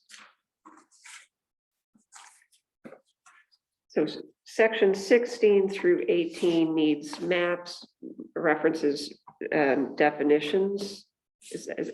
I'm missing some of what's being Yeah. said, I think. What else do I, and. Maps, there's, yeah, no, I think that's good. Okay, And then 21, section 21, like Don said, economic impact. That economic impact assessment, the economic information sheet needs to be fleshed out more. Sure. I mean, we really need to be thinking about that and what we're really trying to accomplish. I mean, most businesses are extractive in some way or other, but Dollar General couldn't be more extractive. Right. It's taking our health, it's taking our money, it's taking everything. What the hell's the point? So we need to ask them to think really long and hard about what they're doing when they come to the town and answer these questions. Yeah. My humble opinion. so the economic impact sheet needs to be fleshed out, or needs to be reworked, or Yeah, Fleshed reworked. out, reworked. But are you also expanded. suggesting that number 21, let's see, where continued economic viability? I says, mean, you had some phrase you wanted, basically, is it extracting wealth from the town, or Well, here it says, the development shall not have a negative fiscal impact on the town budget, but it should not really have a negative Budget. impact on the town, on the townspeople. I mean, when it comes here, we realize it's gonna take some money away, but it shouldn't be 90% or 95%. It should be a good chunk of it that stays in the town. So We can't stop them from doing that. We can ask them some those people would questions. argue that Dollar General is an economic boon because they don't have money and it's a cheap place to shop and they don't have to drive far. And they're probably not Jeff Bezos or any of those guys either that are saying that. They're probably people that are living on the Of bottom, course, of course. the bottom of it. So So I guess. they've already had all their wealth extracted. They have nothing left, and so they I agree with continue this. you and I think view this in some way similarly, but I guess what I'm saying is, would they not view the economic assessment? Can I get something inexpensive nearby and not care about the extractive nature Sure. of that? So I don't know where to go. Yeah, there's a lot of education that had to be done around that. That's why, yeah, and they can either be they can be on the review board or not on the review board as far as approving these kind of projects, but I guess that's a point, like the Dollar General is potentially an example of, I mean, they did go through 1 or 2 site plan review meetings. Yeah. And we started asking questions like this along with everybody else that had comments and whatever. And then they kind of went away. And so as far as getting back to your original point of having teeth, well, when you start asking people, developers to start presenting information and meeting criteria as best they can and stuff like that, the more you draw it out, they either need to meet those or they're gonna walk away. So I guess I was thinking more specifically about economic and fiscal impacts. That I tend to share what Don was suggesting, which is you want businesses that enrich the community in some way, jobs, whatever. I think another way that some of the people in town view the economics is not that, but rather, can I get cheap goods close to home? And that is an economic impact, if you want to look at it that way. Mhm. I mean, and we may think, boy, those are lousy choices. It's a terrible place to shop for food, but that's not us. We can't legislate poor decisions on those people's part. Right. So I guess I'm a little bit bewildered as to what we mean then by economic impact. So if the economic impact is to retain wealth in the town of Caroline, then that's all you have to do. You don't have to worry about anything else. Well, but now what I'm saying is So if that would opt if you against have the no Dollar money, General. if you have a little bit of money and you go to Dollar General because you have a little bit of money. Yeah. There's been no wealth retained in the town. The little bit of wealth you had just went down the road. I understand that. But if you are a person of very limited means and you're used to shopping at a Dollar General and it's close to you then, now that it's here, then the economic impact on that individual to them feels better, right? Sure. And you're saying we have to take the town's view, and from the town's view, it's worse. Isn't that where we're sitting in the town's role? I don't want to weigh in on this, but and maybe I missed this, but there's a definition of economic impact assessment in the definitions on 112.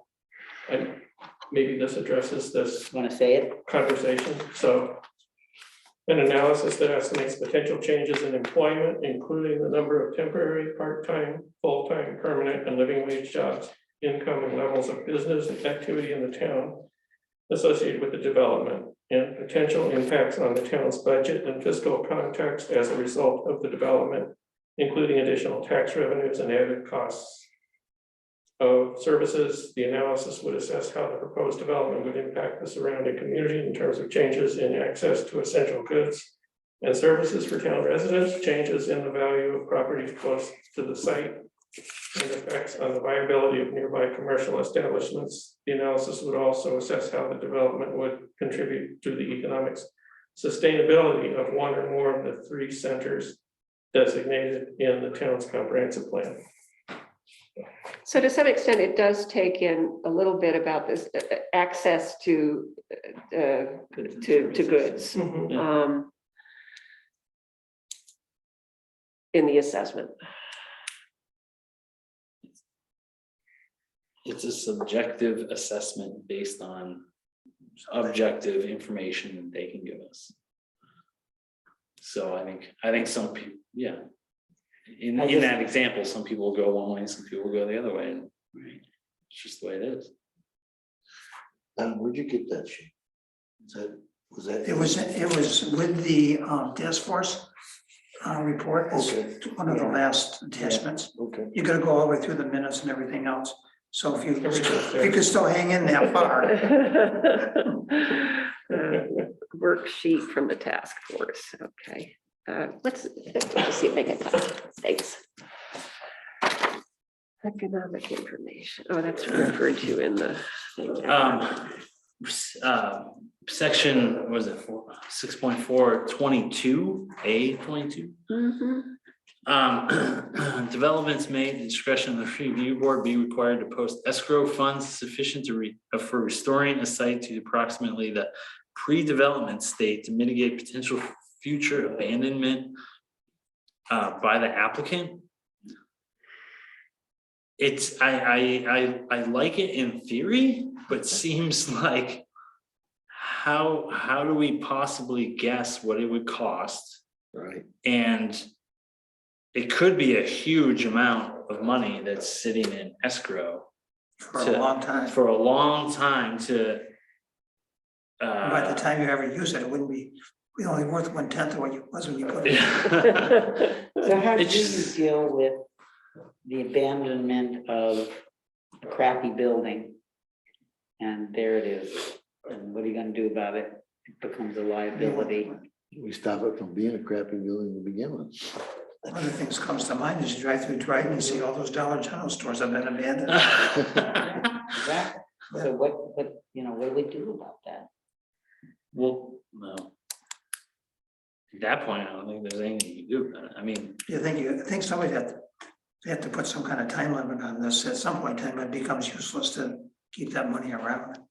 But one of the things that we didn't see that I didn't see in this was dealing with mining. We do have mining operations in the town, and they do have to have a reclamation fund that they pay to the state to reclaim their mine. So there is a process for that, but I also think, which is not part of what we're supposed to be dealing with, but I think the zoning law should address mining. that's an interesting point. I didn't think about that. I guess on this. We started addressing the mining, I think. Say that again? We started to address some of the You have? mining. We talked something about it, but we're gonna continue on with it. I guess I wasn't sure if this particular section was talking about having money in an escrow account until it was built out, like the development was at least built, or does it mean like indefinitely into the future if I it's? think It it's the seems second. the latter from the way it's written. Maybe It it's says Sure, restore yeah. a site to approximately the pre-development site. That state. seems crazy. I don't know. So basically, you think there's just not a damn thing you can do about it? I mean, I agree, it's complicated, but it just concerns me.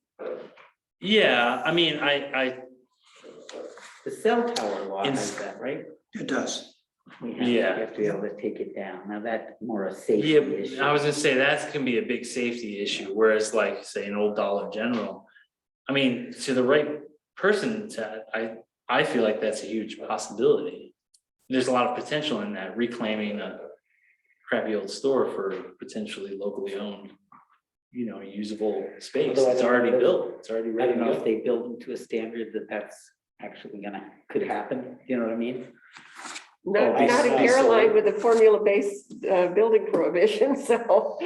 There is no prohibition on I it. wonder if you could have an abandonment clause or something with a amount. Well, it seems to me that maybe, You can ask them, but I know it's not. I guess I'm misinterpreting then what, I'll digress, so I don't want to digress from where we're moving through, but it seems to me rather than having a fund for the purposes of demolishing a perfectly good building back to pre-development stage, why not have some clause that abandoned buildings after a certain amount go to the town to be So sold for whatever purposes?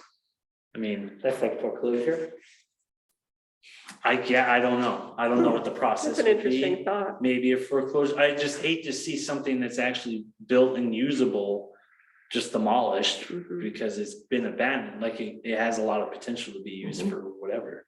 I mean, Boys and Kids Club, like, I don't know, some sort of public community. The people aren't buying the abandoned Dollar Generals to use They're- them, right? They're not buying, no, I don't know. I don't know. They're for sale. I don't Somebody's know, paying whatever. taxes on them. Somebody's presumably. gotta be paying taxes, but maybe there could be something else that is more of a Okay. like, let's reclaim this. Some kind Either of- for town use or for sale or whatever. So. I they wonder can if see you it could be do used. that. I like the idea. abandonment. clause. Use it or So, lose yeah. it. Abandonment As long as clause of they pay some sort property that gives taxes, them they a can just timeline. keep it there. Well, when I spoke to Joel Gagnon about their site plan review law with design standards for layup zoning for commercial developments, and he said, yeah, our goal was to have a building that if one When Joint. this goes, collapses, that it's not just something useless, that it's something we could use for something else, so they have something that's of value to the town, whether it's this commercial development or another, so. Right. Can you ask them if they have any kind of an abandonment clause, or Oh, I probably could look it up, right, I can look. to see. I was gonna say, cause it would make sense to me.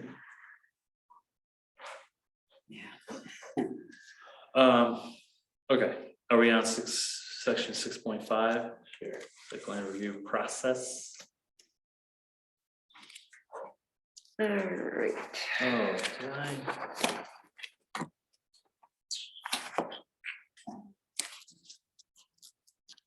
I'm gonna open it up for any comments, starting at sketch plan.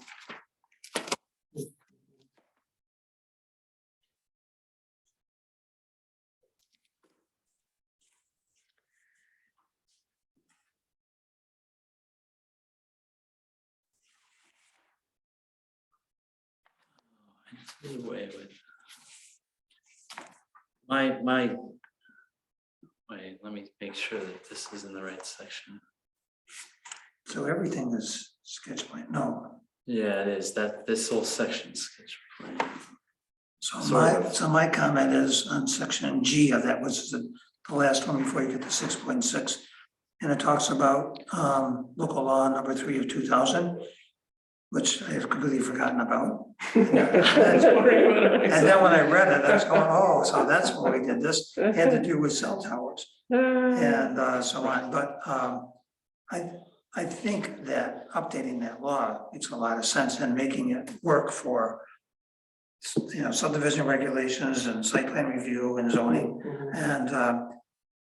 And one of the things, I mean, there's so many aspects to this that you can get into, that's pretty amazing, but the local law details communication between the review board of the person that's setting the escrow and the applicant, which none of this talks about. It talks about the rationale for the decision on how much the escrow account should be, which all should be included. So I think the local law should be looked at. Local law 3 of 2000 should be Yeah. updated. It's not really germane to what we're doing here. It needs to be made germane, and they can pull all this crap out of this law, which is really ineffective and it doesn't provide a clear pathway or an informative pathway for the applicant to know what the hell is going on. And then okay. You know where you're signing up for, did you see? You guys are gonna need to review my notes. I'm doing my best, No, but that's we'll great. probably have to be stopping and starting the video many times, or the audio. The text section will be moved. I think there's a couple of definitions of some acronyms in this section, just NEPA and FONSI. I don't know what they are, but I couldn't find them in the definition, so. Oh. I'm supposed to know that.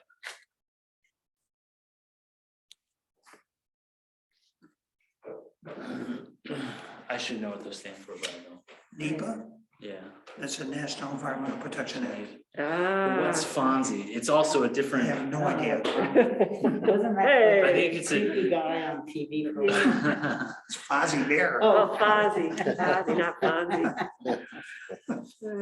It's another like, yeah, similar. We'll find out in the definitions. Yeah. All right, section 6.6. Checklist, site plan checklist.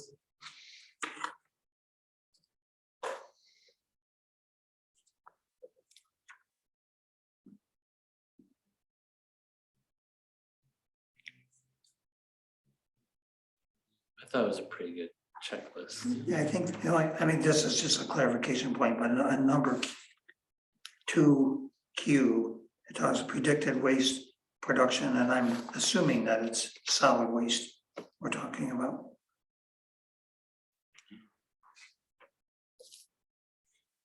Not sewage.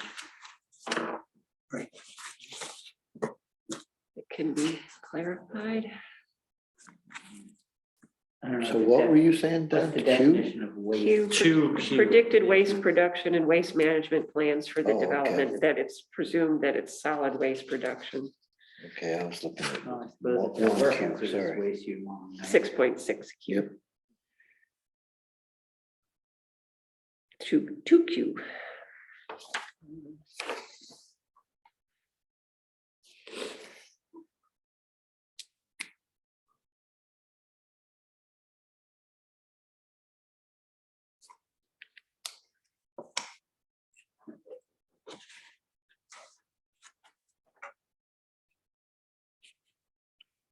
Anything else on that checklist?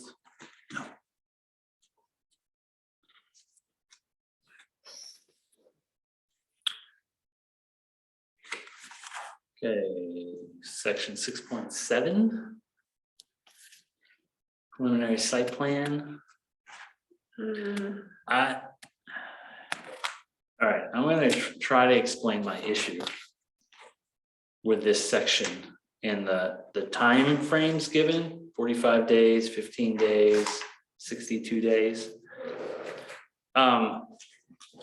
Here's my issue.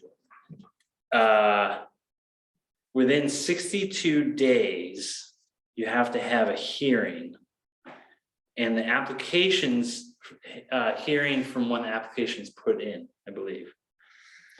45 days, the application is put in 45 days prior to the meeting in which you're going to hear the first about the project. If that's the case, then that means we have to have a public hearing 17 days after the first meeting, which makes it mid-month. I'd like to change these numbers so that we can have an initial meeting and then we can have the public hearing at the next meeting. So we can have regular monthly meetings, and not have to be scheduling intermittent meetings just to meet some of this arbitrary, Okay. Makes sense. calendar things. But the initial meeting that we're having, the preliminary site plan, that's with a completed application. So we've already done all the negotiation with the developer for their answers to questions and all that. That's Because there's right, there's a ton of work through the that sketch happens. plan. There's a ton of work that happens on this, and they only pay for their, they only pay for their fee whenever they submit their site plan, their preliminary site plan. Preliminary site plan. So what's yes. really odd about that is they provide that site plan at that point in time with the fee, and then we actually can go out only at that point in time to our consultants. Right? Right, Because they would have not have made an escrow fee or anything. So we have to have enough time after they submit their preliminary site plan to get, comments back from the county planning department, from the photometric guy, whoever you want to get involved. Well, we don't. Just for the first meeting though, but we No. don't have to have No. all of that figured out by the first meeting, which We have is to have it figured 45. out, we have to have it figured out before they submit their preliminary site plan. Why? How do- As far as what we want to have, what do we want to see submitted? Yeah. Yes, which means yes, that but means we we're don't gonna have to have several- it analyzed by. We the don't, first- no, but then we have, then after they submit it, then we have to have it analyzed. Right, And we have to have enough time to do that. Ahead of a public hearing. no, that's fine. I'm fine with that. Okay, I don't want to. I see what you're saying. You don't want to. I would like them to submit their. I'd like them to submit their either submit their application 30 days before the preliminary meeting. Or we can wait 75 days to have a public hearing after, if they submit it 45 days before the first meeting. You know what I Yeah, mean? I Like know what work it you mean. out so that we can have at A least monthly 30, meeting. yeah, a month. So that, yes, we still want to have the same amount of time to review it, send it out to experts if we need to or whatever. But I want to be able to schedule, Sure. because what I foresee happening is we're gonna have four projects going through at once. And 2 projects, they're in preliminary site plan review, and 2 other projects are in final site plan review. And to be scheduling intermittent to the monthly meetings, public hearings, because of how it all works out, and keep track of all that crap, something's gonna fall through the cracks. Mhm. So I'd rather have like, okay, you have your first meeting, you go over all the stuff that they were supposed to submit, that's what we talked about. Okay, maybe we've talked to some experts and not other experts and gotten their feedback. And then at the second meeting, we can get public hearing feedback and then talk about additional information, and then, potentially approve something or not approve something and move forward. I guess the follow-up to that comment on the scheduling is I would love to get away from an official preliminary site plan approval and final site plan approval. Like, it's an ongoing conversation and back and forth, and then they get approved. Mhm. Like, So at one it gets step. very confusing to them, and I think everybody else, if there's intermediate preliminary approval, because Yeah. then the public's like, wait, you just approved it, what the heck, and it's like, hold on. So I've been hesitating to say something about, but I was wondering if it could be like, what you're suggesting is kind of segueing to a one-step process. That Yeah. maybe- And Nan has mentioned this a couple times, so, I saw that she had a note somewhere, a couple places, about making it a one-step process, Right. and to be honest, that's what I deal with in most other municipalities. okay, where that's a question I had. I'm on the design side, is that usually there's just. Okay, so sometimes there's preliminary and final approval, but I think it's just a paperwork kind of thing, like they're usually within the same meeting.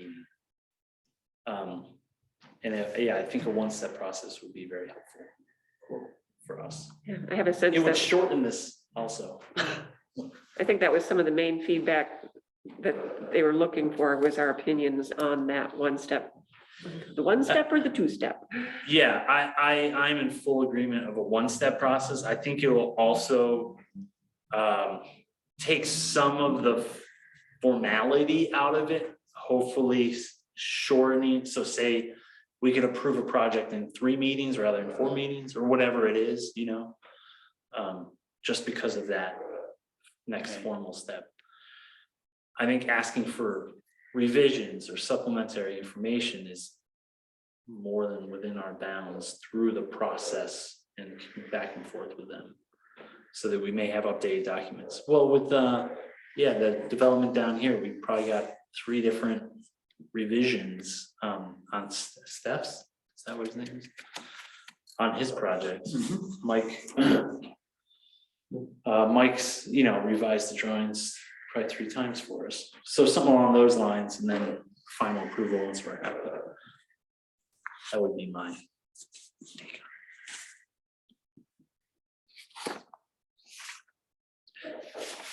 You know what might actually work really well is if an application is submitted,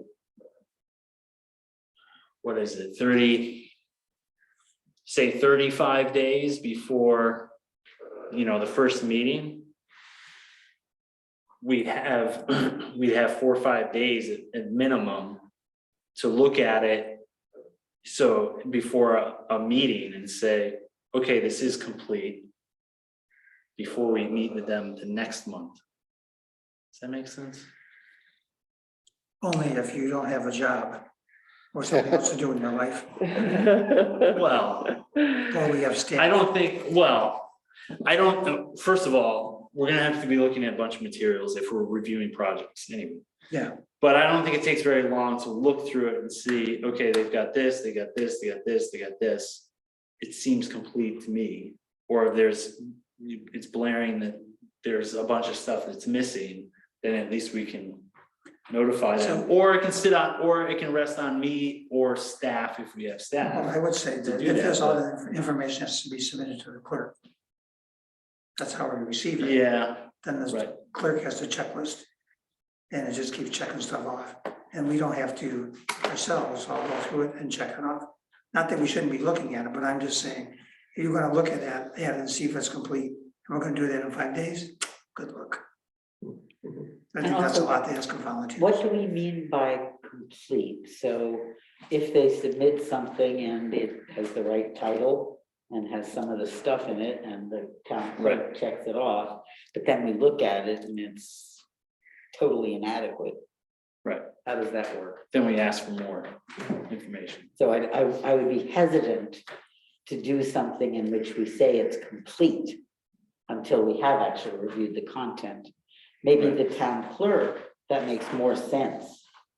Because then it's a box to check that just says there's something that is that That placeholder. refers But I to, don't want to have approved something and say it's complete until I've really reviewed it. No, I agree, and I've never liked that phrasing. Because it also gives the applicant the impression that, oh, I've submitted everything I need to submit, no problem, I'm done. so, You just call yeah, it received. yeah.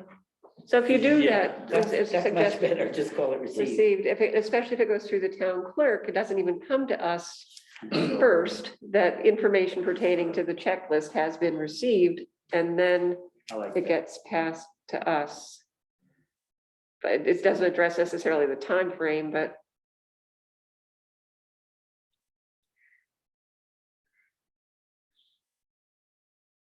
Yeah, all right, well, Where's the time frame? Do we have to put specific time frame to? it's in here, that's the only reason why I was doing the math in my head, because. in it's section here. A, 6.7. So section, yeah, A, it says it's submitted at least 45 days before the meeting, of which is to be considered for review, by the review board. But then, My suggestion would be to get the town attorney or Nan to look at those dates, because I think there are some requirements under state law. And that's how we came up with those dates as opposed to just doing one of these. But there's not a reason, knowing the maximum allowed, that we can't work inside of that to set up our own. right. So the task force did these, right?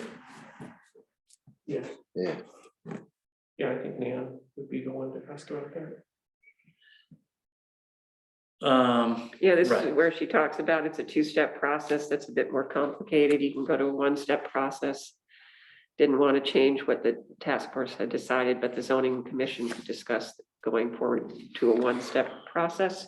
Right. Are we all in somewhat agreement about 1-step versus 2-step? You Definitely. bet. Okay, so that sounds like something to definitely recommend for the commission to All in agreement? I don't remember why we put a two-step process in the beginning, to be quite honest with you. Other than maybe it allowed the developer to get started Right, before we had all the i's dotted and t's crossed. but do we still have the proviso that there can be a pre-application conference? Yeah, there's still sketch plan. Yeah, So that's good. The other thing to make a note of was the phrase received as opposed to complete. And suggest possibly a role for the town clerk to Received. receive. so one of the sections here is 6.7. C, no, D, referral to other agencies and town board. And Nan writes a note that she recommends moving the town board referral. And there are so many things that the town board needs to be involved in, whether it's dedicating a road or whether it's a water management operation that the town has to continue to monitor as time goes on. So I am inclined to not go along with that recommendation. I think the town board may need to be consulted on projects and we should not pull that out. It may be confusing to some people, but it should be pretty clear when the town board and the original law does make it pretty clear when the town board, and actually this one does later on, what the town board gets involved with. Where does it mention referring to the town board? This is It never, doesn't specifically mention it, right? It says in the title, referral to other agencies. right, but then she Did has a I little, miss it? she has a little comment off to the side, I recommend moving the referral to the town board. But there's nothing 1 and 2 to mention referring it to the town board. She's taking out the whole section Oh. when it mentions town board.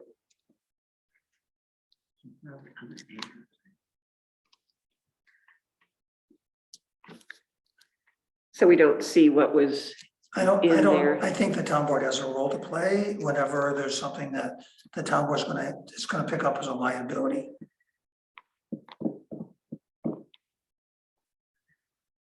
Yeah. But like you said, I think that's mentioned later on though. It is, isn't it? it is.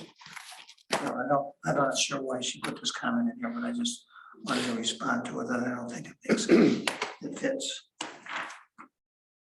Well, isn't that? Maybe comment because it's, If there is permanent, maybe because it's a required referral, it says required referral, where does it say that? D2. That it doesn't mention the town board, does it? No, I think she took, the way I read it was that it's required referral, blah, blah, blah, but she took out the reference to sending it to the town board. Right. That was there? It was in there and she took it out. and in that section, it may be obvious to others, I just didn't understand what the phrase and where applicable, how do you know where it's applicable? Maybe it's obvious, I don't see it. I don't There's some know. either. requirements for referring it to the county if there are things There is. near the. There is a requirement. Well, we always refer it to the county. That's a the thing. requirement, yeah. So I don't know why it says where applicable. I don't know why it says that because we always send it to the county for Okay. review. So suggest just striking that. Yeah, because it's also under the section entitled required referral. So any, So why would it say? Why would it say when where, applicable? okay. I'm a little, Which number are you reading? D, 6. D2. G2, okay. I'm a little confused, my right? If if site plan review is required for any development that disturbs an acre or more, all of those would have to go to the county? No. It's only if they're within certain distances that are, right? So not everything we would see would have to go to the county. I don't know the answer to that question. So far, I've sent every project that comes before us to the county for a 239 review.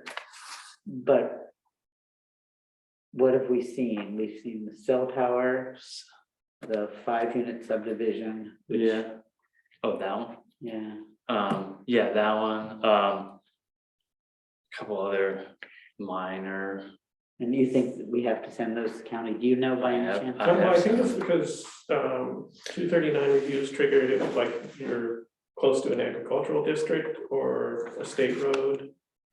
So I Okay. suspect in Pretty much Caroline, everything is. almost every Okay. place triggers Okay. 239 review.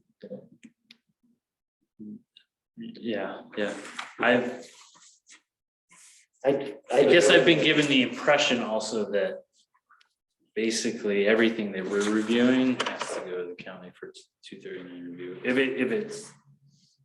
it's required site plan review for us, then it's required for the county. to do Maybe it would be 239 helpful to get feedback from Nan or somebody as to, are there any things Right, that we it's would be not reviewing that are not Right. applicable?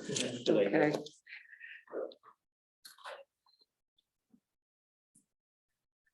Partly, and I guess I say that because partly, part of the seeker process is to notify any interested agencies, and the county's always one of the interested agencies, Okay. besides others that would be, if it's on a state, state road, state DOT would be included, and national parks, why do I have to include national parks? One of them. And anything No, we're state parks, talking maybe about is state gonna parks. require a secret review. Not the Yes. abbreviated won't. Presumably. I don't Presumably remember. not. I mean, I wouldn't think an No, I guess accessory it doesn't. apartment is gonna trigger secret. I wouldn't doubt. No. I don't know. I don't remember that. We should look at that section because sometimes you can do a short form instead of a long Right. form. Right. So just, it can be an open and closed kind of secret process, but. All right, what are we on? E, E. and here Nan has changed may to shall conduct a public hearing on the preliminary site plan. Yeah, again, here, rather than two-step process, I would like to do the one-step process because we have at least 2 public hearings involved so far. And I thought there might have actually been a third. There's a Seeker. seeker finding as well as the project. Yes. Oh, maybe I was reading it as, there's another section where the review board is not lead agency. Maybe I was reading that as the other public hearing. Either way, it's gotta have a public hearing, but. So what would you like to see? Forget what's here for a minute. What would you like to see? What would make the most sense?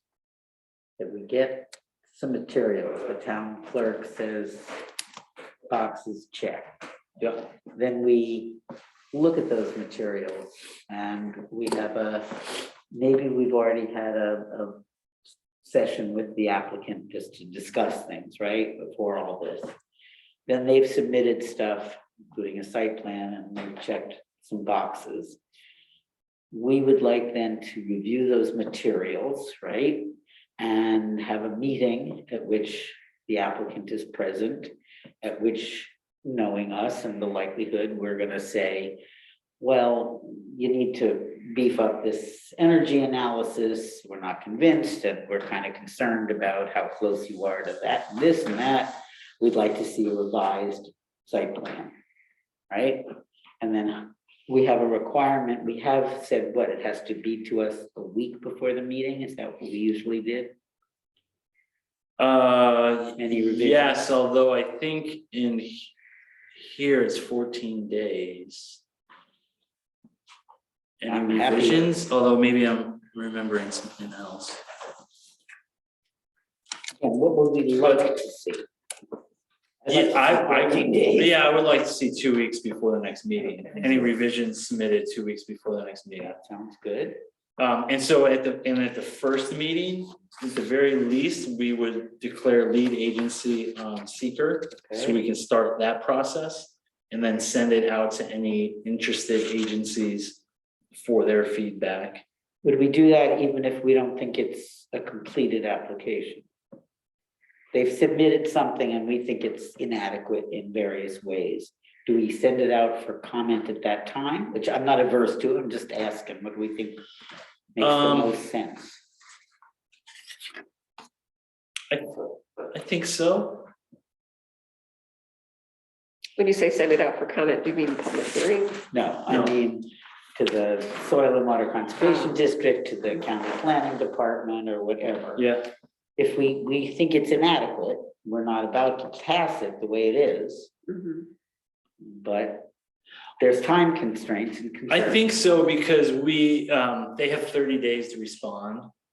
So then hopefully we get it around the next meeting, maybe just after the next meeting. But whatever it is that they're looking at, typically specifically, say DOT, they're gonna be looking at traffic stuff and they know a lot more than we do. Okay, So they would bring up items that we may not have ever thought of, right? So as we're getting additional information from the applicant, we're also asking them for other information, or we're getting feedback from the other agencies. So that hopefully, we're compiling that all into, okay, do we feel good about this project or not? And at a similar time, holding a public hearing, ideally at the second meeting. how would we have a public hearing at the second meeting if at the first meeting we've said it's not a completed application? I don't think we can have a public hearing until we have a completed application. I don't either, Okay. so. again, I Yeah, think so the nature of the maybe issue- third meeting, and that's why this. Yeah. I'm trying to, I'd like to get the process where we're getting information as quickly as possible from either the applicant or other agencies, because as you can see, this whole process is getting extended longer and longer. And if we have multiple projects on our plate, it's gonna, I agree. it's gonna be a I agree. lot. So yeah, maybe public hearings, third meeting, well then, hopefully, we're starting to answer all the seeker questions. Okay, is there any environmental concerns, feedback from the public at the third meeting? Are there, have they raised anything that we're like, oh, that's a good point, maybe we should get more information on this? So then, if they're lucky, the applicant, they've given us everything else that we've asked for, responded to questions by We the can fourth approve it. meeting, Or we you can- might be able to approve it. I mean, optimally, you could approve it at the third meeting. After the public hearing, you hear from people, and if you don't see, Yeah, Maybe, objections, right. if they've done a really good job and it's Right. neat and tied up, okay? right. Otherwise, you would ask them for further revisions. They would have 2 weeks to get those in before the next meeting. So in looking at E, the review board shall conduct a public hearing on the preliminary site plan within 62 days of the receipt of the application for preliminary site plan review. Does that receipt of the application mean by default all the materials that require a complete application? Do you mean Consistent. received or reviewed and deemed? complete? Right, so that when we deem we have, I'm just confused by what this means. When do we hold the hearing in relation to E? I assumed in reading that, the way I read it was applicant submitted an application. They think it's in, somebody has taken it and said, yes, Received it. received. So then we have 62 days before we have to, or we have to have a public hearing within 62 days. And do you think that might be, you can ask the lawyer that there may be, or Nan. Well, it could be less, it could be less than that, but I think the point that's being brought up is they may think it's a completed application, but we may not. Right. Yeah, And that's what we have to work through is what is the definition of a completed Well, application? it doesn't even Well, mention, It doesn't even say completed so application. maybe we want that here. But then I don't know how we could ever, 62 days for a public hearing, if they just submitted us a piece of paper.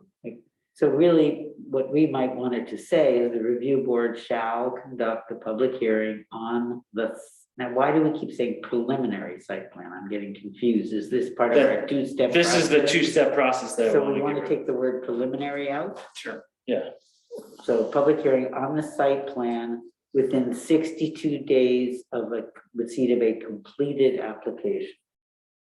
And that would be. That would make the more sense review to me. board would deem something complete. I think we should state that. Okay, let's hear, I can take it off the video, or We're taking the word preliminary out because we're gonna have a one-step process, right? okay, And it says such hearing shall be held within 62 days. My guess is that there's some legality, that this is, Right. there's some reason for 62, but we could ask. mhm. Of the receipt of a completed application, a completed site plan application, right? Mm-hmm. And we have to define what completed site plan application means. Okay, a site plan application approved by the review board as completed or accepted by the review board as completed. Completed, And it would make sense that we would have comments from other agencies before we decide something's complete. Exactly. That's the part that's really funky about this, is we're gonna do a ton of work and not get any money. Yeah. There's no escrow account set up. There's no receipt of a fee. They have no permit application fee? When does that It's happen? whenever they submit their application. But if we're saying But it's wouldn't not that complete, be, wouldn't, when the town clerk has the we've received, wouldn't one of the things that they would have had to have received is a check? sure, but that's different than having a completed application. Absolutely. Absolutely, but we would have the money, I right? think Craig's right, has got me, raised a lot of good questions. This is as clear as mud. Well, we're trying to get it clearer.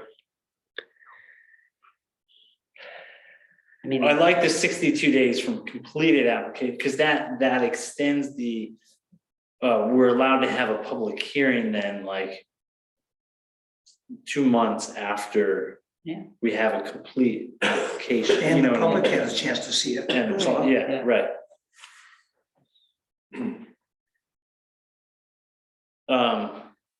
it would be very useful, wouldn't it, to have one of those kind of flow chart flow things? chart, I'm all through this, I think a flow Yeah. chart, it'd be Things are very, submitted, town clerk checks off, permit fee is accepted, it goes to the committee, the Yeah. committee. and that starts the clock ticking, I think that's, Well, I don't know what clock it starts ticking, well, not the 62-day clock. Well, no, not until we get I site. don't know if there is a clock that starts when they submit something. well,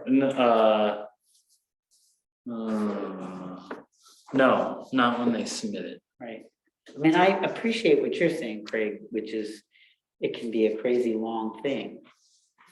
To some extent, that's up to the applicant, It is. whether they It- get on their butts and do it. I agree, as long as we make it clear enough exactly want. what they need to be I presenting. agree.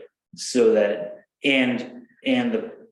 if the process, which is what we're going through now, is not crystal clear to us, Yeah, no then kidding. how is it crystal clear to the applicant, you know? So And wouldn't the flow chart do that? Flow chart, if we could request a flow chart be made as part of, or maybe we have to do that, I don't know, for the, Yeah, it might be us, and I mean, we made one, I think it's outdated, but we yeah. Okay. did have. You did, you one made point. one, I think. Yeah. But yeah, and what goes with the flow chart is the checklist of, Yeah. okay, you need to provide this, and this. The difficult part with that is that so far, all of our projects have been so wildly different Yeah. in relation to each other that it's really different materials that we actually are requesting of each of them. So it's almost like we have to have this exhaustive, 50 or 75 item list that it's like, well, you don't need this, you don't need this, this, and this, and this. We don't know, maybe you need these, and these. Right. But just a general, there's probably a flow chart that governs all of our actions, that could be customized perhaps for different situations, or maybe doesn't need to be, but I know I would find it very useful as just a board member, let alone the folks doing the Yeah, application. no, I totally agree. So back to E. Can we, is there a way to punt it back to their court or with suggestions on clarification? I think part of the confusion comes because we're still dealing with text in a two-step process. Yeah, because there's after this preliminary site plan review section, there's also a final site plan review section, which has a lot of the same items in it, Mhm. just Yeah. repeated. Yeah,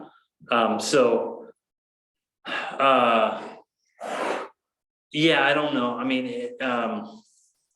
it needs to be clarified, but it also needs to. I don't know. I don't know what to say. Like, I'm fine if the 62 days is based on some sort of state requirement, which I'm I assuming think it it's the is. maximum. Yeah, Which is okay. fine. yeah. That's fine, but it has to be based on a complete application. Right. A completed application. And the completed application needs to be dictated by the review board. Yep. And would it still be called a preliminary site No, we're plan? gonna get rid of. No, that. just Yeah. get rid of anything that says. Preliminary, okay, for the completed site plan application. Let's just try changing it to that and see how Yes. that goes. Good. Rid of preliminary, don't mess around with Mr. In Between. Okey dokey. Yeah, preliminary appears a bunch of places below, and we're gonna get rid of that. Public hearing, blah, blah, on the preliminary site plan.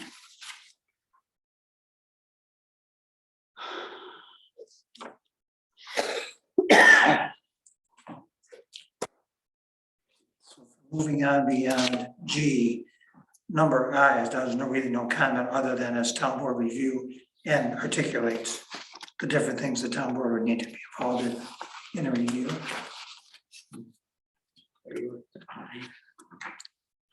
Oh, actually, well, yeah, and as part of getting rid of the whole preliminary site plan Right, thing, section F, wait, were you Yeah. talking G or F? You said I. I, Section H yeah, is like what goes away? certification and filing of preliminary site. It just seems like a whole bunch of paperwork. Busy work, yeah. And I guess one of my questions was, who's doing all this paperwork? and if we're doing a one-step process. Yeah, that'll go hopefully away. that gets greatly reduced. Yeah, the whole paperwork side of things. If this is part of a zoning law, then we're gonna need help from the building department. What do you mean? Right, which could be building and planning department or Whatever. whatever it's called, but there's gotta be staff that's helping with paperwork and other stuff. Yeah, and it specifies the town clerk, I think, as the. Right, or could be the clerk, I don't know. Yeah, some of it seemed like it was under the town clerks. Yeah, file the town clerk. But it's still gonna require. I'm assuming the town clerk's not gonna be at all the meetings. All the review Actually, board some- meetings, you know, like somebody has to take Somebody needs to be taking. the information and make sure the correct information gets to the town clerk to be filed Yeah. if they're just filing it. And I'm a little, we skipped H. And That's the one I'm saying was a bunch, oh wait, no. Yeah, it was a bunch of paperwork. well, the paperwork, but I'm also not sure I understand how we go from a two-step to a one-step. What's going on here if you read this? Within 5 business days of adoption of the resolution granting approval to preliminary site plan, well, we're not doing that. It isn't gonna happen. Yeah, this section just kind of this whole section goes away. Because there's a whole, Approval below, yeah, there's the whole final site plan Where is approval that? process, which is section 6.8. okay. So we can let that. July 4th? Comes- A little. Comes earlier and earlier every year. Wow. Okay, So maybe we can just give Nan and the Yeah. commission information that we strongly prefer a one-step process and have it rewritten to reflect that. Yeah. Okay. Yep. Good. So that goes through H, I. Am I moving too fast here? We have other things to go through in previous. Oh, no, yeah, that takes care of H, I, and J, so. I would say, of course, we're on section 6.8 now for it's called the final site plan review, but it would be Yeah. And Nan basically says what our process is. if you go with one step, you can eliminate this section, says Nan. which section? 8, 6.8 The one A, step you can application, eliminate this 6.8 A. I would have, well, okay, and you're modifying what's above, because at some point you have to have, what was in I, no, J, no, H. So that would become certification and filing of the site plan. I don't know, I would ask her to figure that out. I see what you're saying. I guess she's saying. I don't know exactly what she's saying. Why would you eliminate this section? I would think As that you'd opposed to the other eliminate, stuff, yeah, you'd eliminate the preliminary section, but. Maybe she's just saying this section of a final site plan application. Right, Yeah. right, yeah. Because you don't really need another application. You're just continuing the same application. Right, I would say, ask her to figure out how to make it a one-step process. Yeah. Because this then has a whole separate, within 62 days of the application for site plan approval. That's beyond the preliminary site plan, right? Right, it's got a Yeah, whole so nother that'd be a public whole nother hearing. thing. So, yeah, condense this to one thing.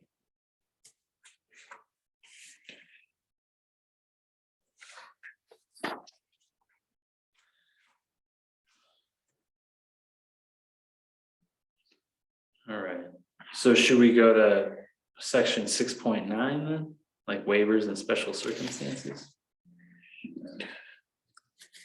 So Or this did everyone- this would be something that we've identified before and we never corrected it with the law. The waiver has to be applied for by the applicant. It never says that. Yes, that every time we've had somebody ask for a waiver, we've told them that they have to ask us for a waiver. We just don't pick it out of thin air. So I think that this language should be adjusted, that we need a formal request, a written request from the applicant for a waiver. And they can pick out all the ones they want to get a waiver on. We're not gonna make it up for them. And this is a waiver of, Any aspect of the regulatory system, whatever they want. If they don't want to provide us historic information because it's on a, or whatever, they have to tell us why. but it's the things that they're submitting. They have to ask us. But, for the but waiver. that, it would be in relation to submitting material. Sure, That's what the waiver is about, exactly. not content. I thought I read that they did have, no, that's where it is. It's in the appeals from administrative decisions. No, They have, they we've say, run this, everybody that's come to us Yeah. has asked for, talked about waivers. And we've asked them to put it in writing, but they never do because it's not in the law. It's yeah, always been a struggle. Okay, We need to get that corrected. okay. We want them to pick out what they want to get waived. The formal written request for any waivers. What was the phrase you used, Don, of any waivers of Well, it says requirements and procedures is what it says requirements or here. procedures? Okay. Just a matter of saying. So would they ask for a waiver of certain requirements or procedures?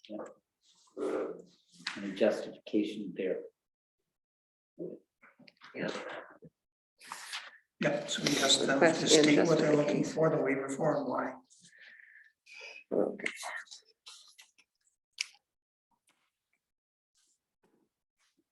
Moving on down. The rest of it is pretty consistent with what we've had in the past and works. Until we get to 610 and the abbreviated business. Which we've already talked about, so now we're Pretty done. much, yeah, pretty much. This reminds me of the provisions for a waiver in the land use moratorium. And so there, here it has, you know, that the review board has to find and record in its minutes that I, granting the waiver, would be keeping with the intent and spirit and so on. But, and it goes through but,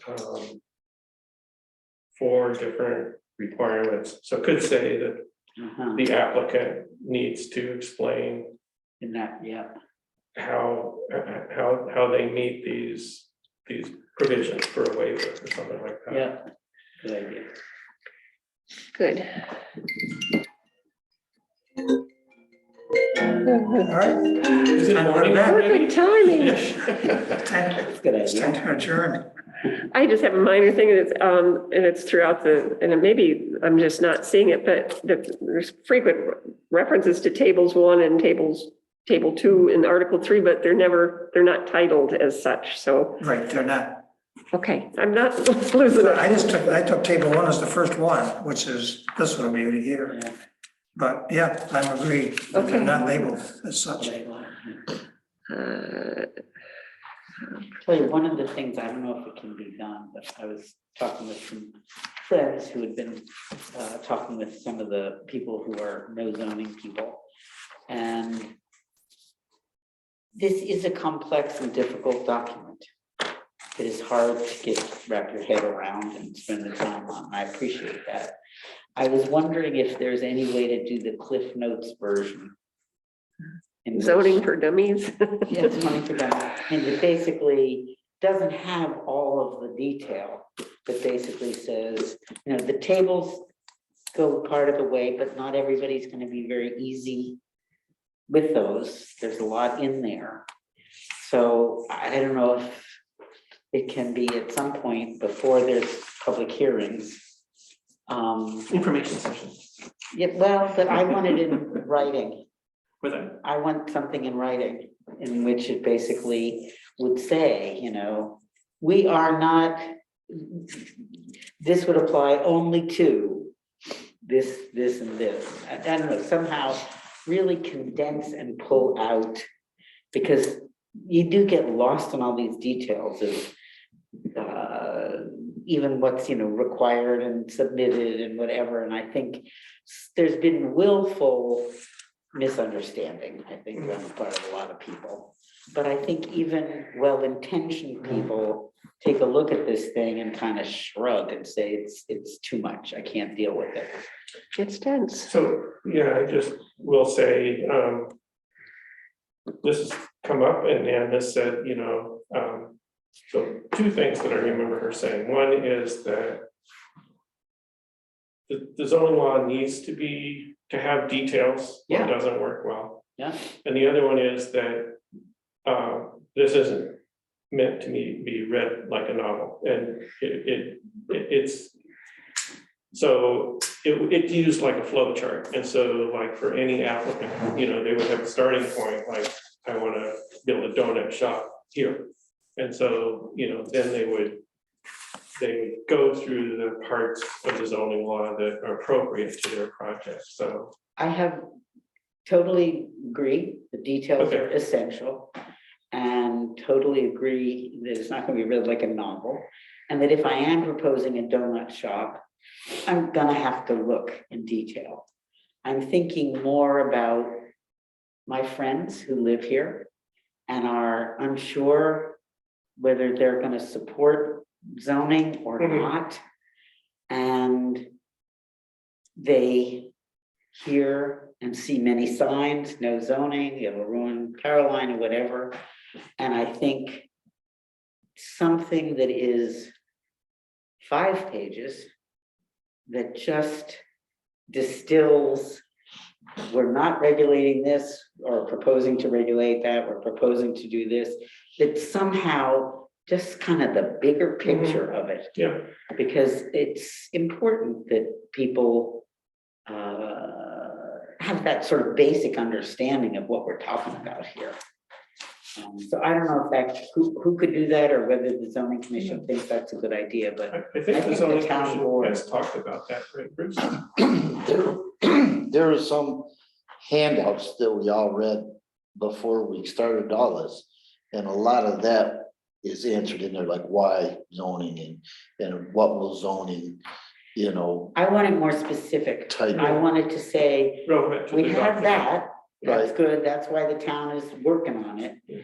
But I want to say, okay, now we've come up with a proposal. What does it actually say? It says, we're going to limit commercial development to these kinds of things in these kinds of places. It says we're going to protect streams by the following mechanisms. It's something that Right, is more specific to what's being proposed, that builds on the reason why anything was being proposed. So anyway, that's my 2 cents. yeah, Um, good, yeah. I think they are thinking about, Okay, I mean, and it really comes down to you guys, because you're the ones who are gonna be holding the public hearing. what's that? You're the ones who have to hold the public hearing. Yeah, So I down the think, line, yeah, yeah. Yeah. But at any point, I think if we can get I that think- across, because I think sooner I the do better. know a lot of, my friends who in general would think the reasons for adopting zoning make sense in the town are still concerned, and they haven't looked at it in enough detail not to think that maybe they won't be allowing accessory apartments. You know what I mean? Mhm. Yeah. So, One sort of general question I have now that I have a zoning commission person. Is, when I look at the maps, it seems like a very small area is zoned for commercial, just like the area around Inkadima where Chris Bell's used to be. It's only existing commercial spaces. Right. Those are the Is- only ones that are zoned commercial. because they're Slaterville already doesn't, existing. is Hamlet, right? There's no commercial space well, it's in. Hamlet commercial. You It's can do some Hamlet. commercial So there's a- in the Hamlet. So tell me if I'm wrong. Right, right. So Okay, I guess with the only map, I didn't place where see you could that. have Yeah. the a use large chart. commercial establishment. would There's be- mixed use in there. Yeah. Okay, so commercial and residential, that's how Slaterville would Yeah, appear. Yeah. I missed that in the maps. Okay. yeah. And I think that again, it's That's a important good to get across. Right. The only place that is being proposed for potentially larger scale commercial is a very limited section along 79. And So from my it's already there, pretty much. Mhm. Yeah, But I'm sure there's gonna be questions like what you're saying, because there's been questions within the board and everybody else as to like the Beesmer, going from Beesmer all the way up 79 to the commercial. And there's gonna be, I'm sure, that discussion. that's probably not the last map. yeah, probably not. Thank you, that. Did they cleared that take up. away the commercial across from the school? That just seemed crazy to me, that there was proposed to have commercial from Thomas Road, where Nash and those guys are.